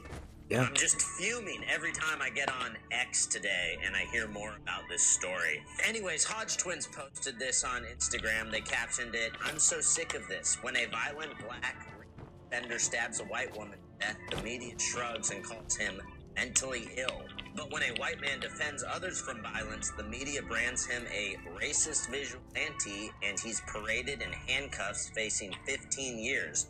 Press covers for killers while slandering protectors. When will it end?" So true, twins, so true. The hypocrisy is disgusting. Our government seems to hate white people. Black people in this country seems to hate white people. Makes you absolutely sick.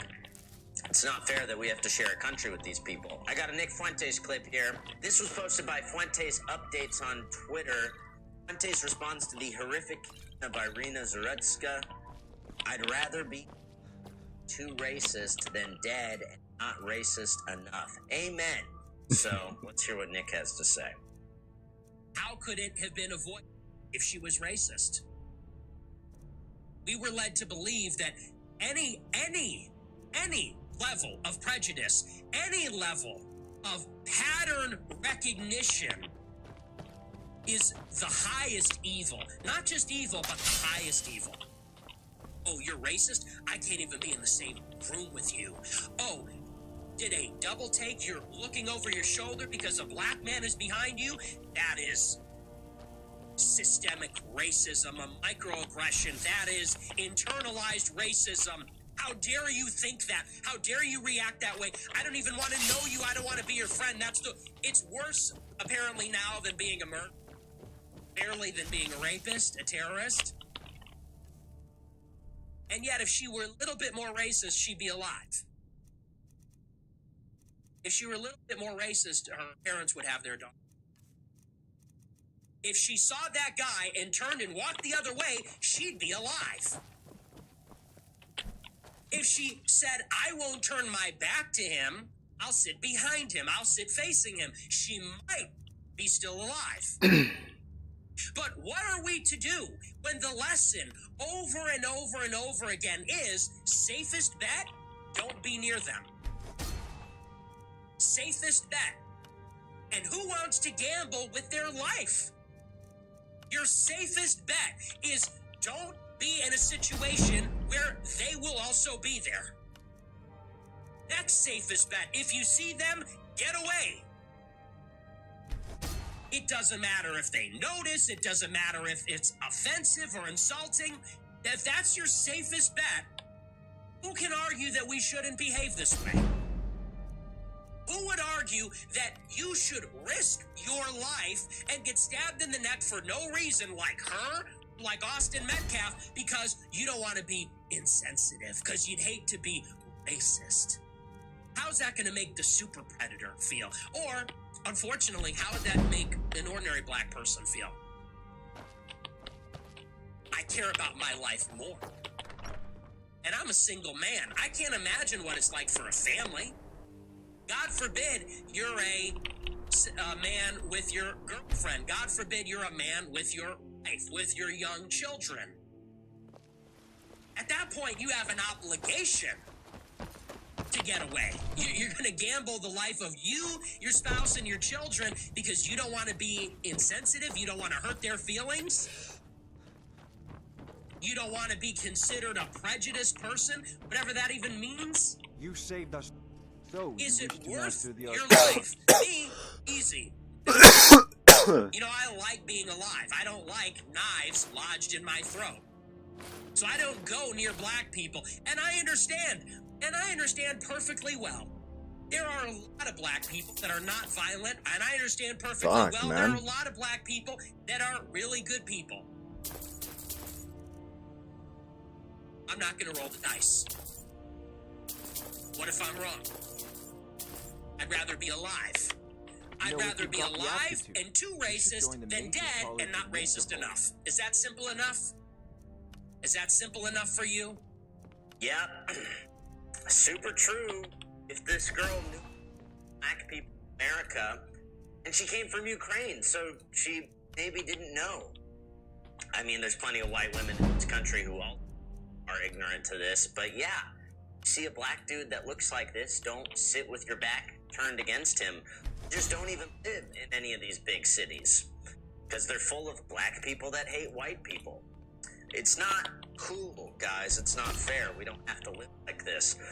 I have another segment I'm going to show you here. This is Joel Webbin, based guy. He's a pastor, and he's pretty active on Twitter. I think you'll appreciate it. I haven't watched this all the way through, but I heard this was a good take on the situation. Remember, your mind is the best weapon They'll say, well, you're saying that shouldn't have to talk with them. And just for the record, I think parents absolutely have several talks. Children talk are out to get you, and you watch out. But the talk of, statistically speaking, to the other black children pervades misbehaved towards authority, including Hey and there. better not. Like there's a talk, and you better be careful around on black violence as high as it is on black on white, black on black, correct, just as high. And I'm good to see that. you. I think it was a Shauna Howell, H-O-E-L-L, if you could go and find that, because I want to read this. I disagree with the benefit of the doubt here. She's just seeing a point, but said in terms of black on black, she, I think, is misunderstanding what I'm trying to get here. She said, what's the evidence? And speaking of this latest instance that we addressed at the top of the show, is the evidence of racism. You can't just assume attacker was racist in the same way black people shouldn't assume all police brutality cases are because of racism. And I would agree. This one incident, I don't know, racial, maybe it wasn't. That's not our point. Move along. So it's, you smell like a wet dog.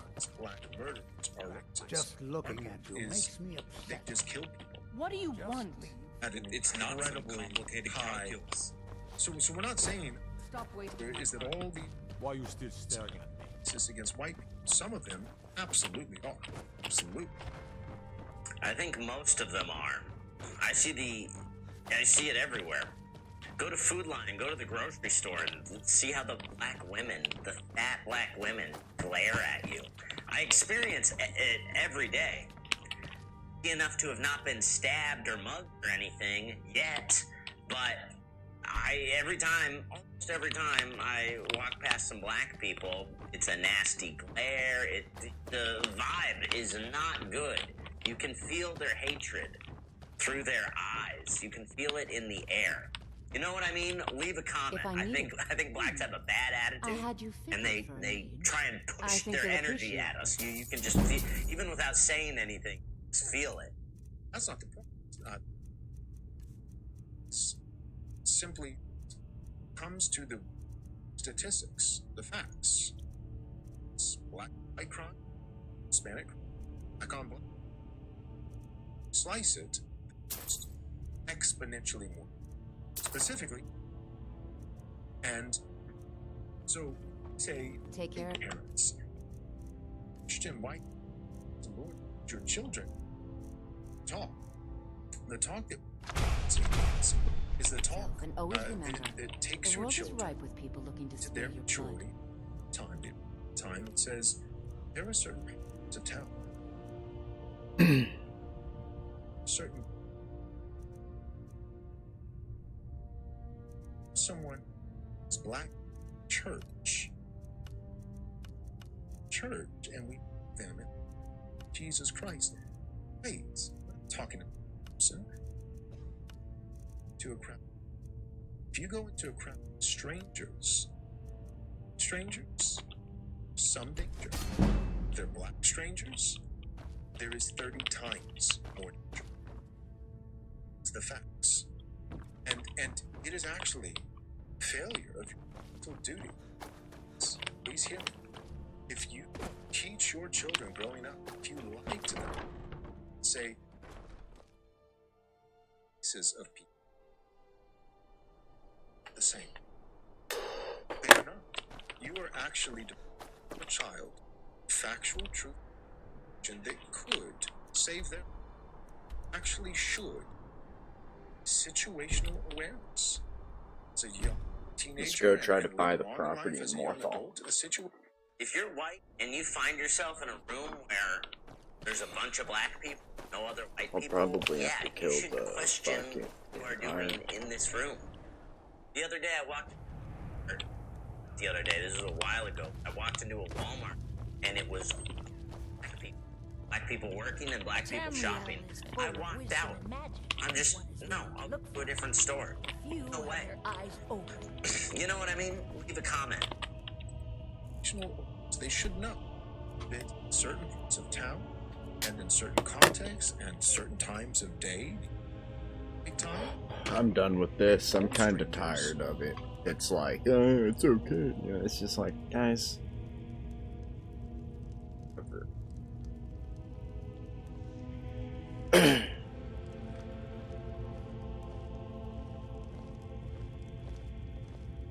Dave Smith, thoughts on Charlie Carter. That's all. Hey, why don't you shut the fuck up, dog? I speak and others hear. Hey. Rogar, my people believe it to be Kurt. Thanks. Rogar, Many folk think he set the fire. Did it? Lust can. The ashes were still Been warm, unruined. I'll- Sift through. Should you prove him guilty or innocent, Hey. I will reward you. Guess Krogar's fate is in it's 24 hours now. But you guys may have noticed did an episode yesterday, and we do it as We gotta wait till nighttime and then go episode check comes this shit out. that night. I just texted Natalie yesterday after the down just post the episode. Easy and kind of to post an episode messing what it just happened. Helgi, are you a stranger? Really quick. I just You know him? He made my favorite don't. dolly, but I can't find her.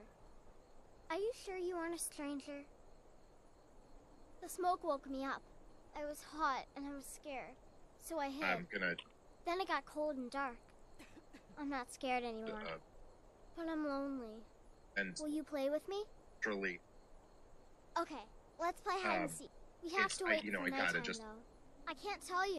If you can find me first, I And can I'm- tell you. by this. I really and I was eating at go do an episode now, and I just giving my thought nation of Charlie Kirk waiting it to, no, it's weird because the old man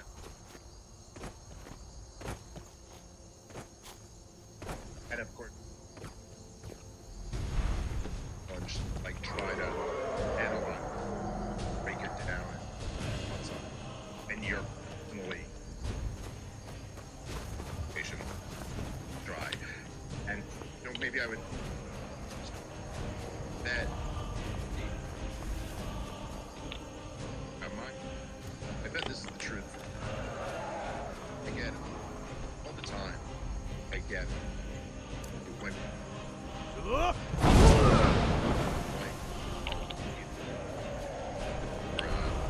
that's the and I hear all the time. Which is a thing. I mean, I get it.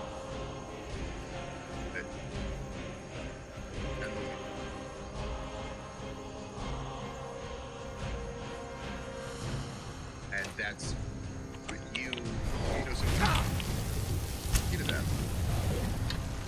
Yeah, you did. You went. I get Rogan. Or what's the talk? I always say, you already know. Already know. They are. People know. They all just know.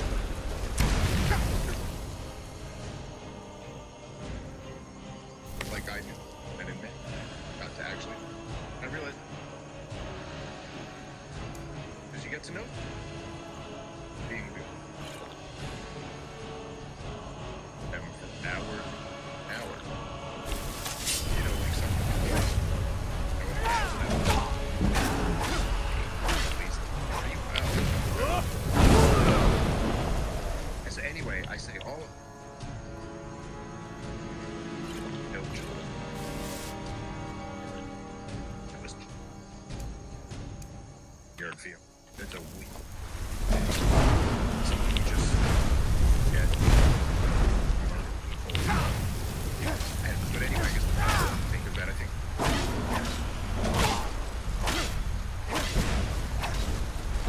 Anyway, it's I was last episode how at staff and how much I was affected by it, and I really had to get off that show, even video. I don't know. I mean, I love it because I was the guy out and that was that far off. Obviously, it's just that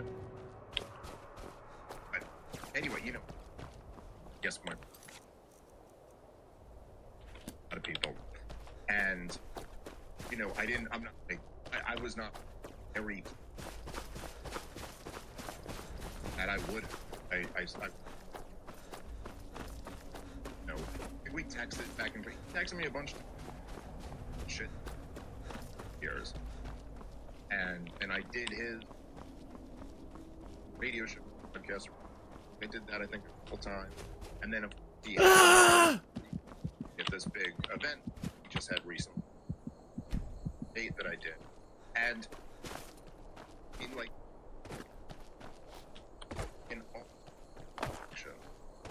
interaction, just the nicest guy, and it always came on. Guys, You can't hide from me.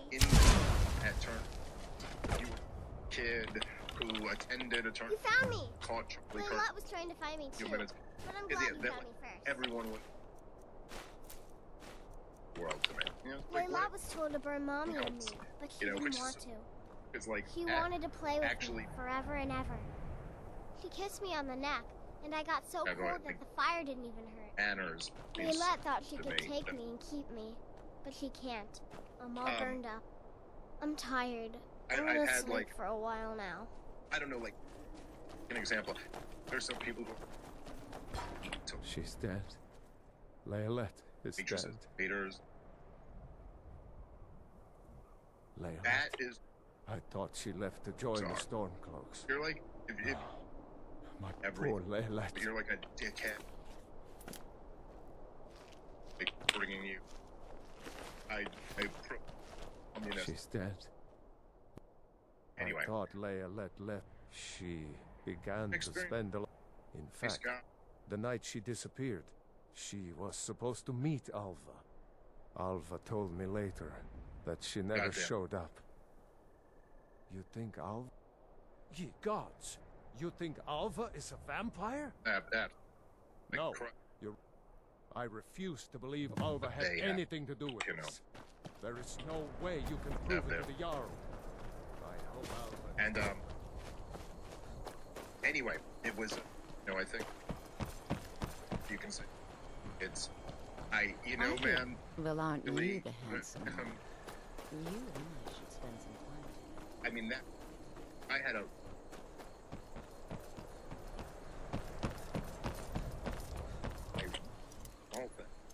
I hesitate to even say this, because this is so dark. God, I would just...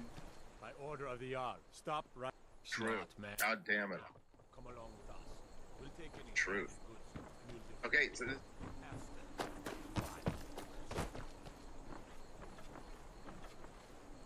All come.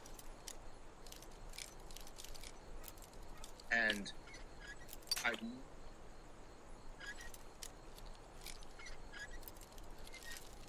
Terrible on that other end. I just got some.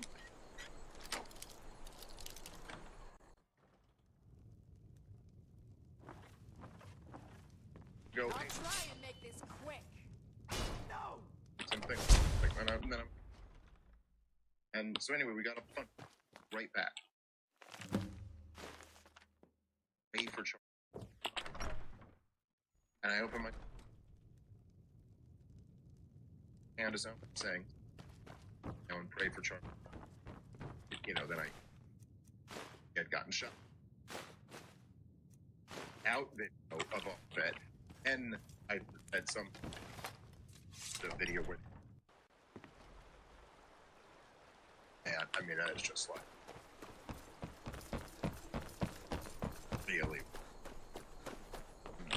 And then I don't know, but that and then girl added in years. Is Hrogar innocent or I don't know. I think I might just didn't think she had it in her. I assume you have proof. Can't go making accusations like that without proof. It is not. So it's true. The traitorous bitch. At a certain. Mortha owes you a debt. Dealing with it in general. Here.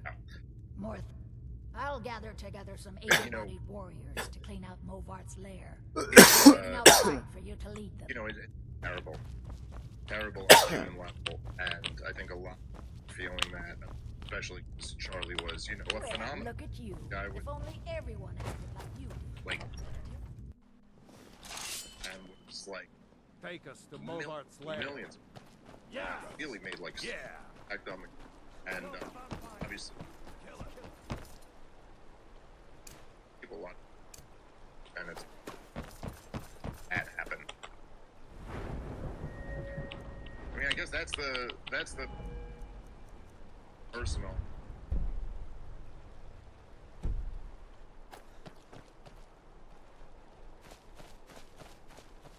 No, just out with them. That has this. You know, it's like this weird thing where it's Apple, you know, and then gone, and This place it looks ends up, dangerous. like like kind of scary. wait a minute. Morthal used to be a quiet, That can't be right. and it's full of vampires. Anyway, Israel, and you know, I guess those are. There's no question. I mean, this is a massive event, and you know, what out of it is, you know, and it's kind of getting to chew in some way. I don't want to talk about that a little bit, but you're like Donald Trump obviously got shot. I guess there's actors that are a lot different. In addition, you know, they're all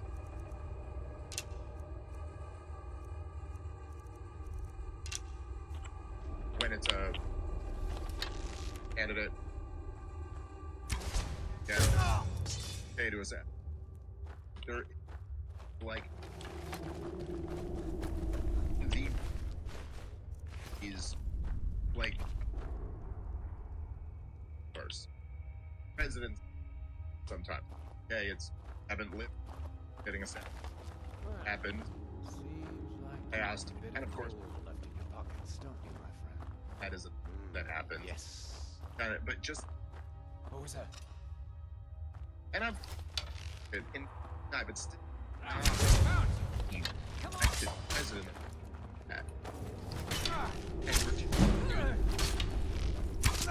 That's how it's done. yes, and, you know, it was like a video game thing. Jug. Oh fuck. Realize the gravity of it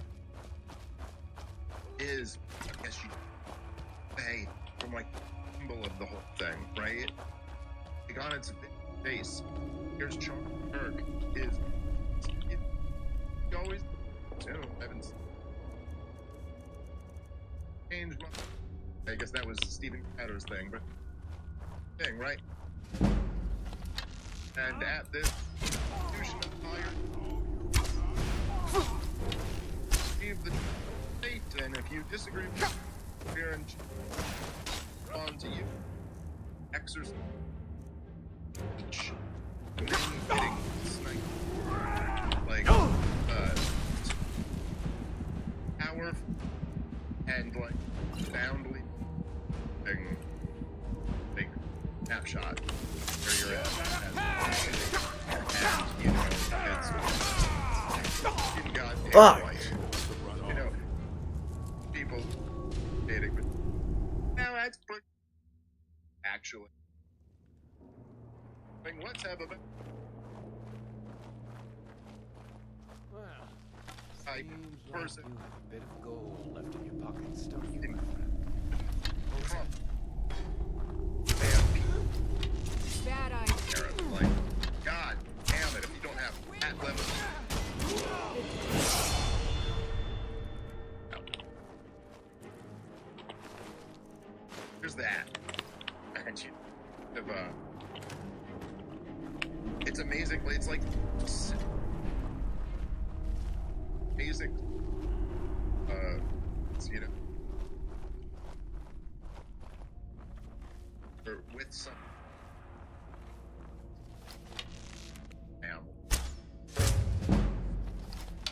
I think we're gonna do. We're gonna have some kids, and then like test. I don't know. No, you do it. Basic test. No, you cannot more about age of it. Simple as test is your reaction, just like. Then we can't have this in our society. Anything at all else. I don't care. That includes pronoun issues. No, thank God. I don't whatsoever. Goddamn big barbarians. Like, fuck thinks this is okay. And then to get into people's control. It's like, okay. And you are evil. This is not political debate anyway. You know, I'm not on this podcast. Perhaps, you know, the down the road gonna happen here. Me too. More in out there. Now, others get in because essentially is Churchill really like that. You know, really that this is just gutting and that, you know. I just got the moment. Acting. I feel that. But it's not like happened to the FBI just did it. So sounds idea. They did, the feds did. Or they believe. Basically know that guy was able. That's it. When we get more as this develops, I would say that okay. Yeah, let's get. Y'all just. You know, being in that weird position where like guy. To people, I mean, half my feed that it's because of me. It's because he not that it's my. It's because he them. But not really. That theory doesn't seem to be.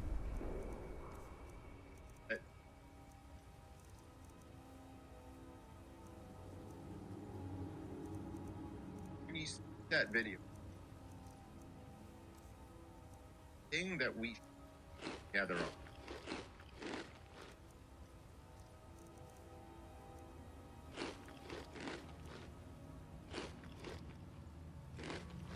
editors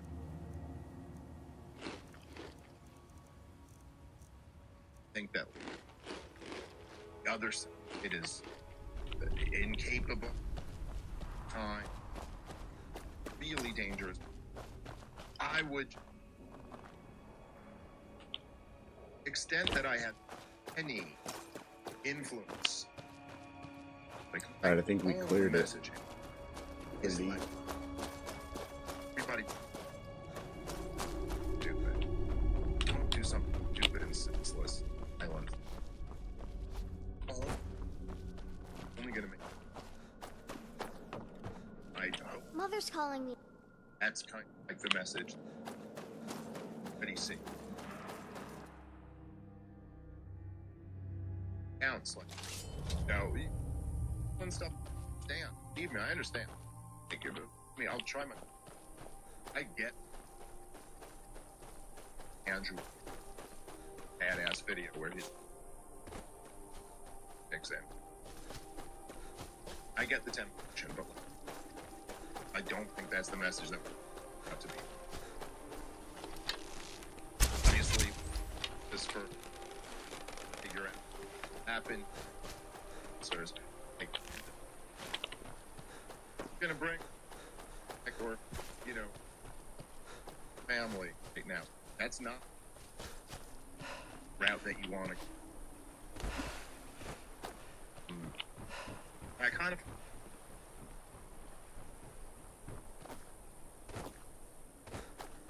feel right now like they're patient to into what I believe. Well, by the 8th, dark. Now maybe take this as a token of our So gratitude. anyway, so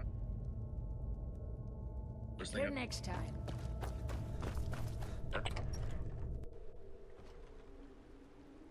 Some of you. Wait. My son had a surgery. I gotta go pee really quick. Okay.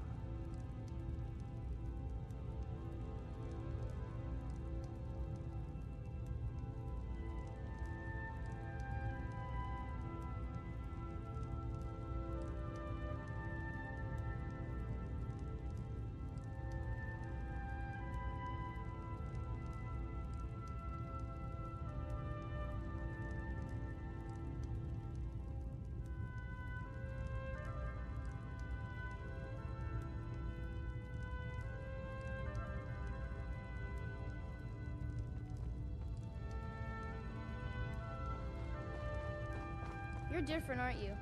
Not like anyone else. Not in Morthal or Skyrim. Please don't mind your... Huh?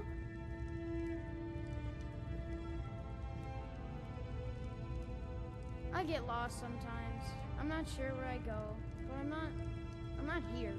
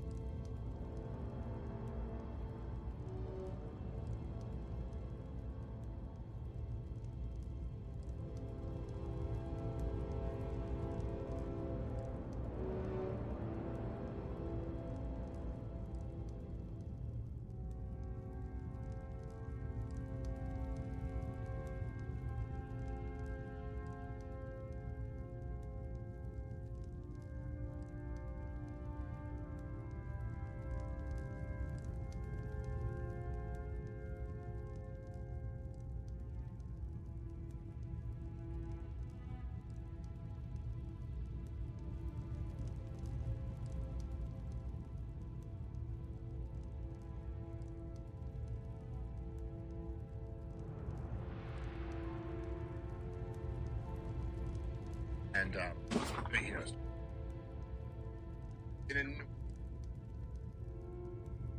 Everything's all right. My worst. Never met it. It's I don't know. There of lost kid.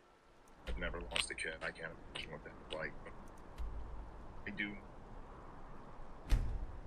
mentally. It is like it's just like the ego and like feel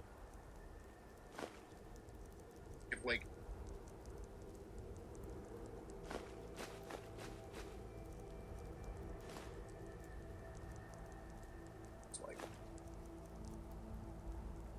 And so I found out.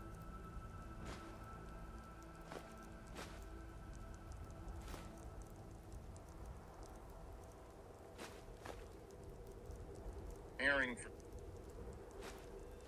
to help. It's like this whole.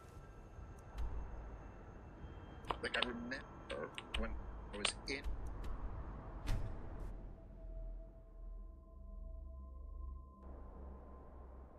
Destructive.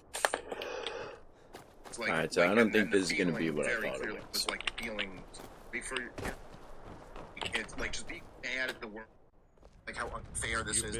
I'll probably give it a few more like, minutes. You know, like how. No, there's just like, and it's not like when I say that it's like tempting to. There is room in my court. Tempting, like However, a freaking only like a grant a title cartoon to someone where who the will know pie you help smoke my people, starts, and you know, I'll gets in make you my the notes and carries emotion. It's the most tempting ever. It's like a dream to. All right then.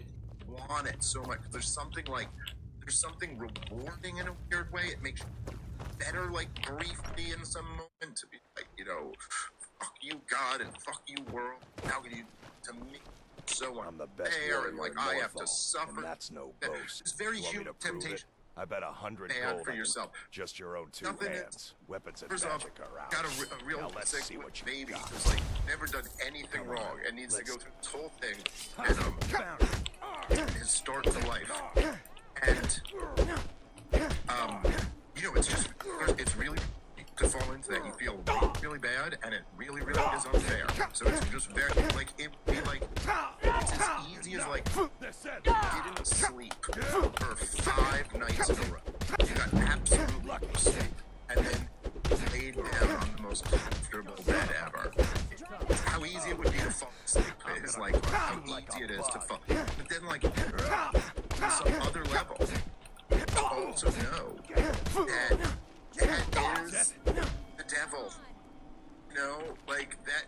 It is. I'm not saying it's a metaphor, but literally, this is like a dark that is a trap. Nothing good comes from that. You know that, like, fall into that, and great. Now what? Fucking it's mountain of self-pity and feeling bad for myself. And how the fuck does that help? Still got to go through this whole thing. How does that help my 2.5-year-old daughter I had? Still, her mom, dad. Like that doesn't help anyone if I do that. But if I fight that, and I just stay awake. Exhausted and but I stay awake. I just go. Instead of me bad for myself, I go. This is going to be fun, and I take on other people. There ain't much to offer, that can but be if you want a positive. place dry to spend the night, Maybe something better could come. Take a look at this. And you know, in this case, like, you know, see ya. Grateful to God every day, but in this case, it did work out and everything was okay. Anyway, I say all of that to just say that I think there's a similar type of thing when something like this happens. There's like this temptation to get angry, and is it to get angry? Is it easy to get angry? I mean, you get like got to do because like anyway, just like to complete the thought.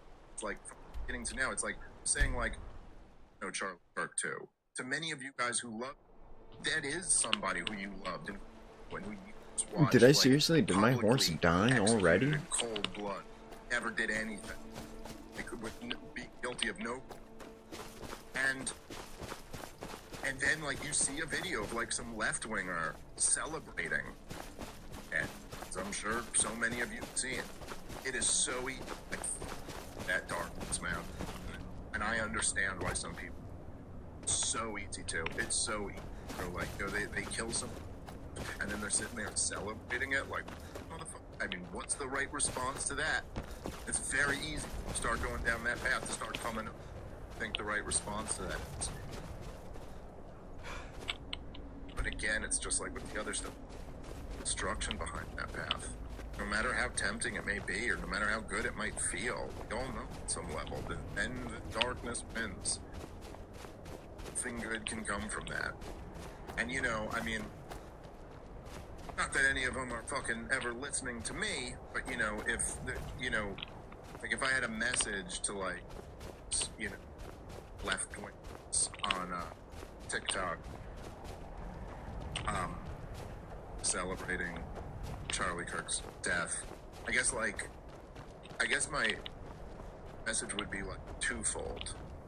So like number one, first thing I would say to all these people is that, you know, I've seen like a bunch of, because people listen to them, and you know, I understand where they are, but I also would like kind of caution people with big audiences for posting that shit. Like, you're working with anger, and that really would not be the best thing. I don't think that's what Charlie is real against all that shit. He's wanted like things to calm down and escalate to violence. But anyway, the theme for all these videos that I've seen so far, you know, as like very loosely speaking, the theme is, you know, of reacting to Charlie Kirk, and they're saying like, you know, I'm not sad. I'm quite happy. You know, like that's basically what they're saying.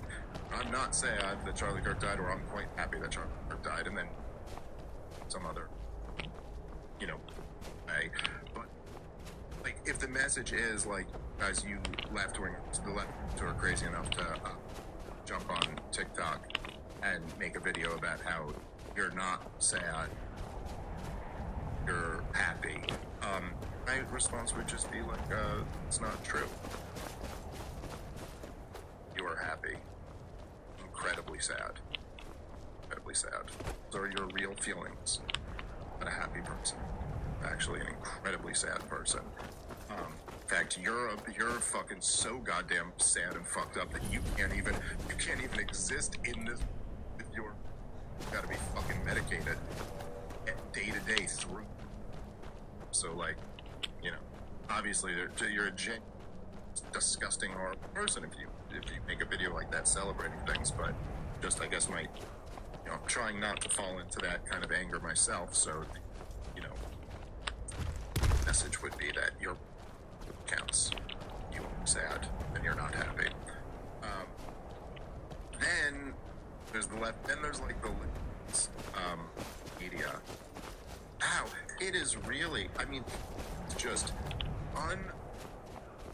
that, because now I'm not talking lefties, I'm talking me, you know, corporate media, and it's like they are. It's unbelievable. Some type of like, whatever their cult religion is, progressivism. It's like they're incapable of passing the test that I laid out before. Like, they cannot just go, this was horrible, a senseless act of violence, you know? They can't do that. They have to every time go, provocative Charlie Kirk, who, you know, whatever, had some filth about all the offended the trans community. Like, they have to find a way to try to blame him, and it really is. You know, obviously, it's despicable. At the same time, you know, it's just one more piece of evidence of why people completely lost all of their influence, and why all you guys on Joe and CBS and CNN, goddamn networks, why you are all nothing of all the rest of our networks at this point. You don't even kind of move in podcasts, a third of the size of needle your goddamn fucking networks do at this point. Like, screw you guys. And you guys tried to be like the ones who lecture the rest of us, but you can't even bring yourself to not attempt to politicize like a death of a father. That's why thing is flipped. Never want to hear anything about how you adjust you and condemn you to hell. So off. This is why you're not. I should go back. That's my basically to the. Yeah, I should go back. There was one more message I had for the leftists who are making the TikTok videos, and I understand they're like, these are all, they're mentally stable, and disgusting. But I would just say the message, it's like, sit there, first of all, I guess to the corporate and to the lefties. First of all, you fucking don't know anything about anything and have never read a book about anything. Don't fucking pay attention to any of the goddamn trends. And I mean this about the people on TV too. They don't fucking know shit. None of them. It's shocking, dude. I'm a goddamn dummy comedian. And run circles around the fucking professional people on news. Because I've read books about stuff. That's my big secret weapon, by the way. That's how I'm able to fuck all these guys up. I've read a couple books about things and fucking none of them have, so damage. Dude, how do I fucking get there? Retards. Charlie Kirk was the moderate. It's the fucking reasonable guy in the room, you dummy. It's not a fight activist. Are you kidding me? You have any idea what's out there? You think that was like the radical position? Charlie Kirk was the most moderate human being. He was a Republican. A plumb Republican, as everybody who knows about anything knows. It's one centimeter to the right, a plumb line Democrat. He was right just in the middle. To support Israel, like Democrats and Republicans do. It's more, a bit more on the side of restrictive immigration policy. That was his big radical policy, he was with 80% of the American people on immigration. So it's not, so you sit there, and what do you think? You think this is a victory? Like, for you? Think, you took out think this through here with all my wisdom. So what I did was I violently murdered the most high-profile moderate voice, the other side. Hey, geniuses, but summon all wisdom together and tell me that is likely to things down, or that lead to more rap. What the fuck these fucking lefties celebrating? Like, what exactly are you trying to start here, you fucking pussies? Jesus Christ, man. I mean, go live your fucking weird lives and your fucking pink hair and your 7 years or whatever. Oh shit, Don't sit here I and pretend fucked. You're ready for a fucking fight. Like, what are you doing?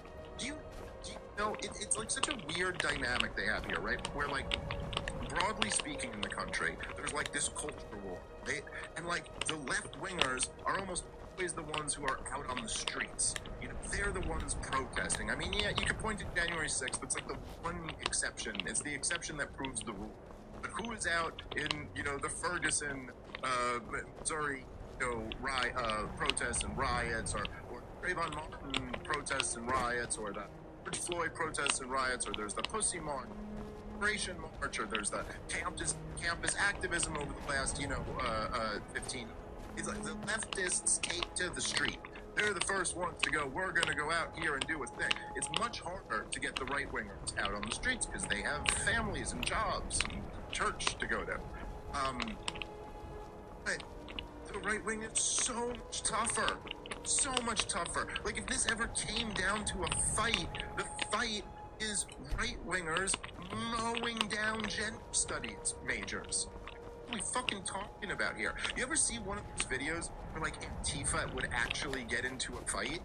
And then you'd realize that, like, it's actually really fun. I mean, like, kind of jarring in a little bit, but, like, these videos where they're, like, the black bloc guys, like 7 kids in hoodies with, like, one of them's got a pipe, and, they got the masks on, so you're almost like, oh, these are, like, kind of tough-looking guys, and then one of them swings, like, the girliest swing of a pipe, and completely misses, and then a man punches him in the face, and you hear the guy go, hey! Like, oh, you're not. You're just, like, playing as to, like, what do you guys think? You're trying to provoke this other side who will annihilate you? And there are real militias in this country. There are real gun enthusiasts in this country. You do not want to pop shit with them. Of course, we also have a giant police force and a giant military, which we all know is made up of left-wingers, right? It's all made up of trans activists in those organs. Like, what are you guys thinking now? Everybody needs to calm down. Everybody needs to chill out. You know, like, hope is, like, horrible and can be something that, like, go back a little, like, you know, just like you go like, wow, this is fucking horrible. We don't want to go down this path. Let's move to something better, man. This is like, it's fundamentally, again, like I said, you have a guy, like, doing free speech stuff for free speech reasons in the free speech, gets shot, assassinated for doing that, for the crime of doing that. This isn't just like, no, there's something really profound here. Because I hate using terms like this. I'm not a collectivist, I'm an individualist, but like, this is like national soul type shit. Like, you're telling me the foundational principle is free speech. He's exercising free speech and gets murdered for it. Now, maybe that could be a moment, like, where everybody goes, whoa, hold on, no, that's not who we are. We get to determine who we are. It's like, let's decide that it's not that. And that if there is to be even, like, a kind of just retribution, let that be like, okay, let's find out who's responsible for this. That person is held accountable. If there's a conspiracy or something like that, let's get to the bottom of it. It's not, you know, given to the evil spirits, man. Like, I'm not even saying you should people. I'm not saying you shouldn't hate anyone, you know, or leftists making those videos. It's not my message. I'm saying, like it's probably appropriate to hate them. I'm just, like, really with you to not fall into, like, assuming hatred. Like, to not fall into, like, that dark that in some way I think we all know is kind of always there with us in life. You know, it's like you can conceive of these things as in, like, metaphors, or through scripture, or through, or, you know, just the cartoon, like, there's the angel and the devil on your shoulder, right? Like, why is that a running bit? That's the way humans think of things, because that kind of is the human condition in ways. However, you can get there from a secular atheist point of view or religious point of view. But there's, like, the high and the low, dark and the light, and there's all I'm saying is just try to stay away from that bad force. And I should say, you know, one thing that I just, because I, you know, I don't even want to, like, get into the politics of any of it, but I did see, Ian Carroll, and I'm not trying to, like, personally blast him or anything like that. I'm not going to start any feuds or nothing like that. You know, I've said nice things about Ian, I know he said nice things about me, but I see him out there, and, like, and I've seen a bunch of other people. It's just like, if you want to go look through it, I mean, it's just crazy, but, like, he had this post about how Israel did this. Israel just murdered Charlie Kirk. And you know me, I don't know. Biggest fan of Israel. I literally just replied it. I went, evidence that Israel was involved with this at all. And, I mean, yeah, if you want to be disturbed, like, go the replies to that.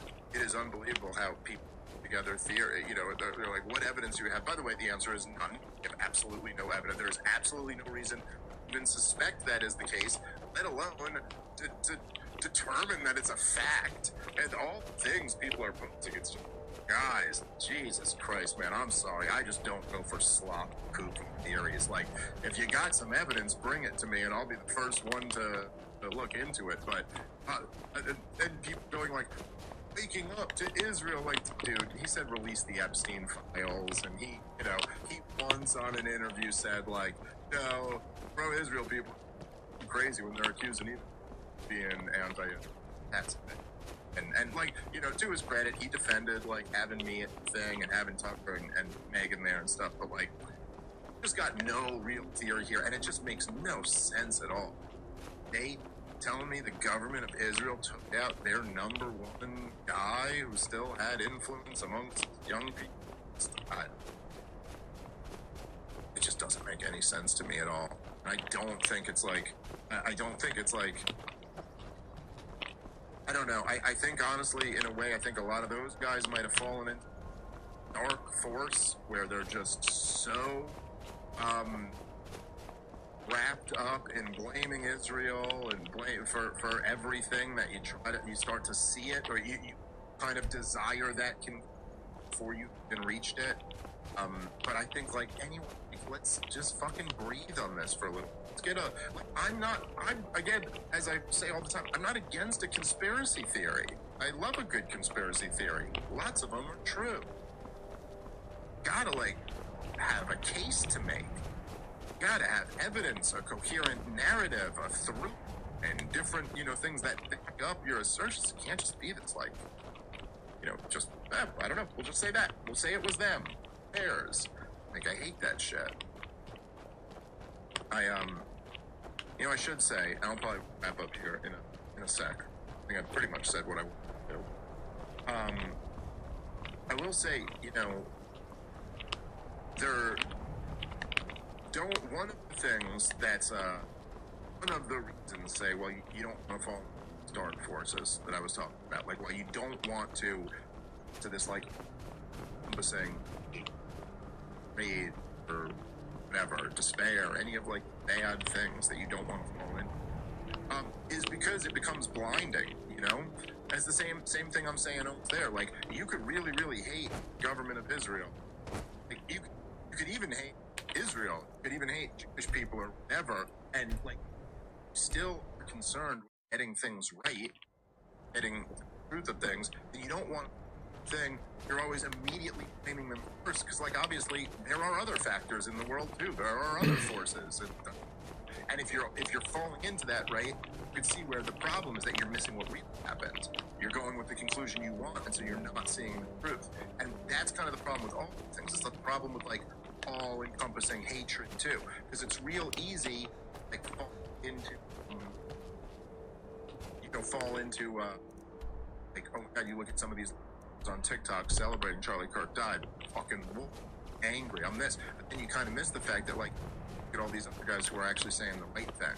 And I saw there was this one video that had, I posted it in the timeline. It was a left-wing type person who was a TikTok video that was going super viral, had millions and millions of views on it, and they were going what's wrong with all you guys? A human being got killed. He's got a family. I don't know. Disagree with his ideas. He was there to debate the ideas. There were a ton of people agreeing with him too. So just keep that in mind too. There's also the beauty in the world, and there's also people kind of doing the right things, and you don't want to miss that, because that's the hope. That's what makes life worth living. That's the thing that is gives us possibilities of a better outcome. And I will say that there are, if I'm giving shit to I didn't pass that test, I say the basic, my basic test is just and I think this is not that unreasonable. I think it's it's a pretty low to get over. And I think the test is just that, when something like this happens, you're appropriately horrified. You just go, that is awful. This is inexcusable. I feel horrible for the family and all that. Don't start, mongering and getting everybody worked up and furious about the other side. It's a thing that people... great for fucking clicks, and it's great for, you know what I mean? And it feels good in a way too. I'm sure a lot of people genuinely, but it's easy to genuinely fit in a moment like this. You don't do that. You don't start jumping to wild theories and stating as if they're fact when you build a coherent theory, yet alone know that's for a fact. You don't start doing that. Don't start equivocating about who was really. Just it's the most basic of tests. And I do have to say, man, that you know, I was really pleasantly, no, I wouldn't say surprised, but I was very happy to see that, like, Nick Fuentes really passed that test with flying. I just saw on Twitter that he,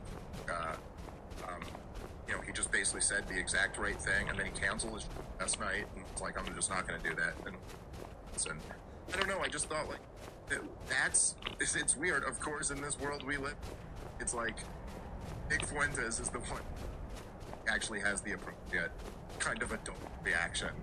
That's where we're at in the. I don't mean that as a shot at Nick. This is purely a compliment to him. I'm just kind of making fun of he's caricatured versus the reality of it.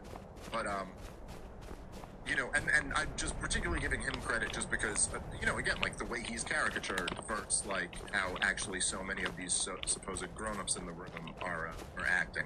There were a lot of thought real that. And I do really appreciate that. I think, like, in these moments, like, whatever the fuck we're doing, this world, people follow us on our shows and follow social media accounts. For the people who have, like, somewhat of a following, you know, it's just like, if we're not doing anything else, it's like, it's a kind of like D-lock for me to see, like, who are the good guys and the bad guys kind of based on how they handle things like this. All right. I'm gonna wrap up there. I mean, to say it's clearly just like, you know, a truly horrifying event that I really can't think of a parallel to this in my life. Like, you know, and there were things where like congresswomen got shot. Still, like, not quite the same. Someone being executed this way. You know, obviously all the other small stuff. So I'm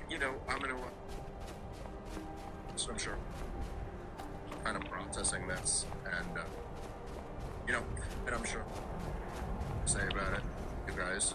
Anyway, I'm gonna tell you guys, you know, my honest opinion. Try to tell you as I see it.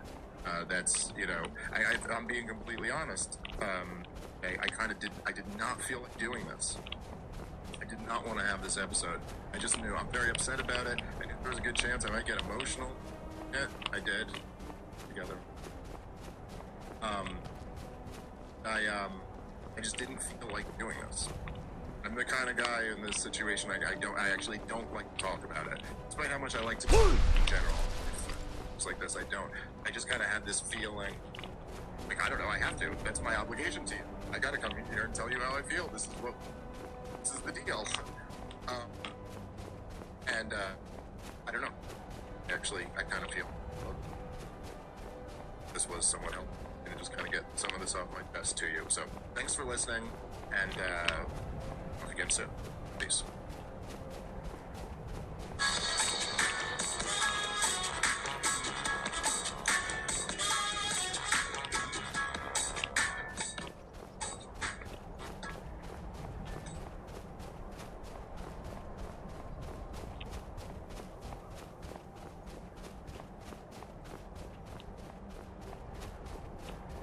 Game dev versus DEI. My experience with DEI in the gaming industry. Yeah. Alright, what's this? He's a dev? Yeah. United States, an executive order was made to dismantle DEI programs within federal government and encourage private sectors to end these initiatives. Okay. I'm a game developer, and I want to share my insights on DEI in the game industry. First, I want to go over an article that covers diversity data collected by GDC. After that, I want to share my experience with the IB initiative at one of the companies I was working with. For those of you new here, my name is Mustafa. I am the solo developer of the indie studio that I founded, Suburb Path. Nice. In the past, I've worked at Treyarch during the development of Black Ops 4, and I've worked at Zwift, which is an indie recycling game. Right now, I develop and publish small games on Steam, such as Nexus Defenders, which is a narrative-driven tower defense game, and Beware Tomorrow, which is currently in development, a first-person stealth horror. So first I want to go over this article real quick that was published by thegamer.com very recently. They're announcing survey data that GDC, Game Developers Conference, has compiled. The main takeaways of this article are that males made 75% of developers in 2020 within the game industry, and in 2024 it dropped down to 66%. But 33% are women plus non-binary. The article also states that around 1/4 of game developers identify. That's kind of a huge shift. To go from 24 to 32%, that's an 8% change in 2 years. That is insane.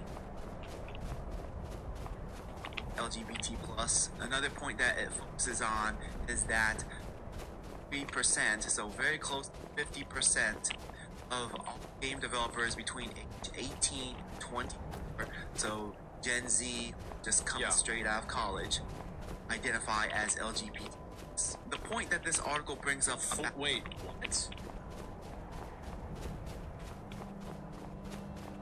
18 to 50% of that 43%, so very close to 50% of all game developers between age 18 and 24, so Gen Z, just coming straight out of college, identify as LGBT. The point that this article brings up about women... I mean, I don't see how you can look at a spread like that and not think that this was somehow manufactured. That's crazy. That is a crazy skew. Because I'm pretty sure that, like, an average, like, that's at least double, right? If not triple the average of even people that age. And non-binary people making 32% of the game industry. And I also want to draw a distinction here because we're going to start this video out. I mean, obviously, there's going to be a lot of conversation. I think it's inconsequential whether somebody's gay or not. You know, that Tim guy that we watch, sometimes he made Fallout, I think he's gay, right? So this whole idea that gay matters, no, it doesn't. Nobody actually cares about this. The conversation about this is about how you're adding people into the pool of developers through artificial means. So the amount of women that are game devs is inconsequential. It doesn't matter.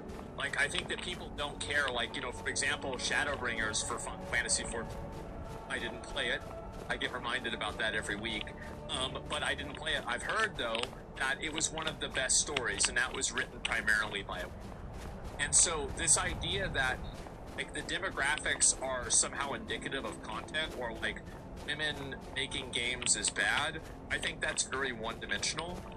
The conversation here is about percentages, the disparity between these percentages and the average population, and what the implication of that disparity is, and how that disparity occurred.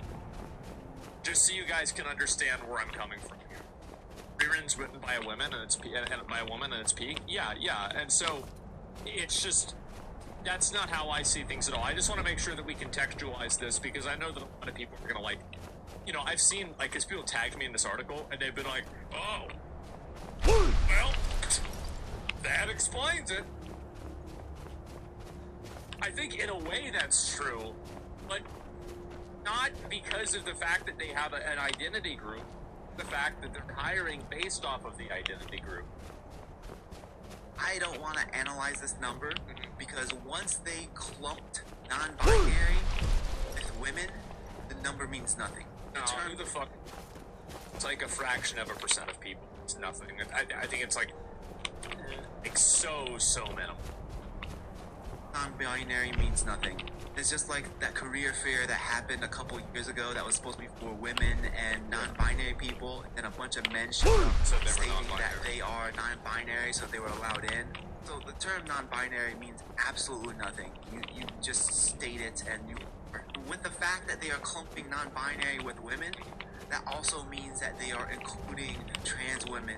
It's 32% of women plus men state that there's something other than a man.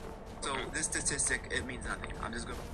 So the biggest two statistics within this article to point at, these two right here, that 24. Oh shit! All right, well, it's fucking hard.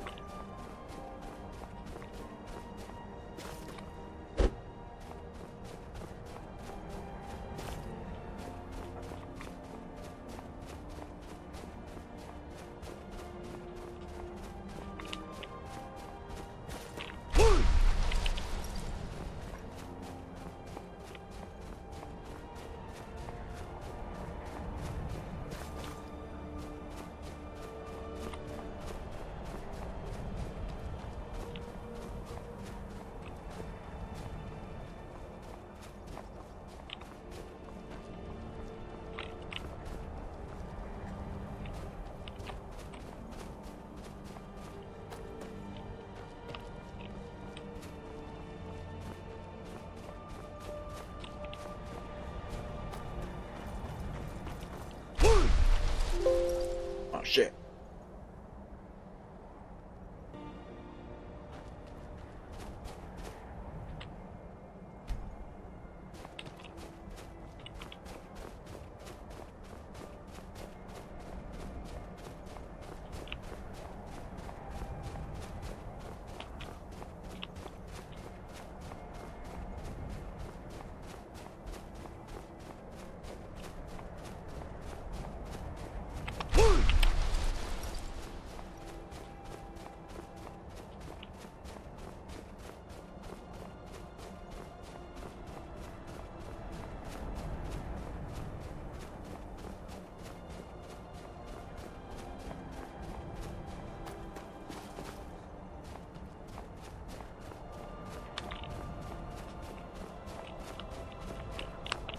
I can get up.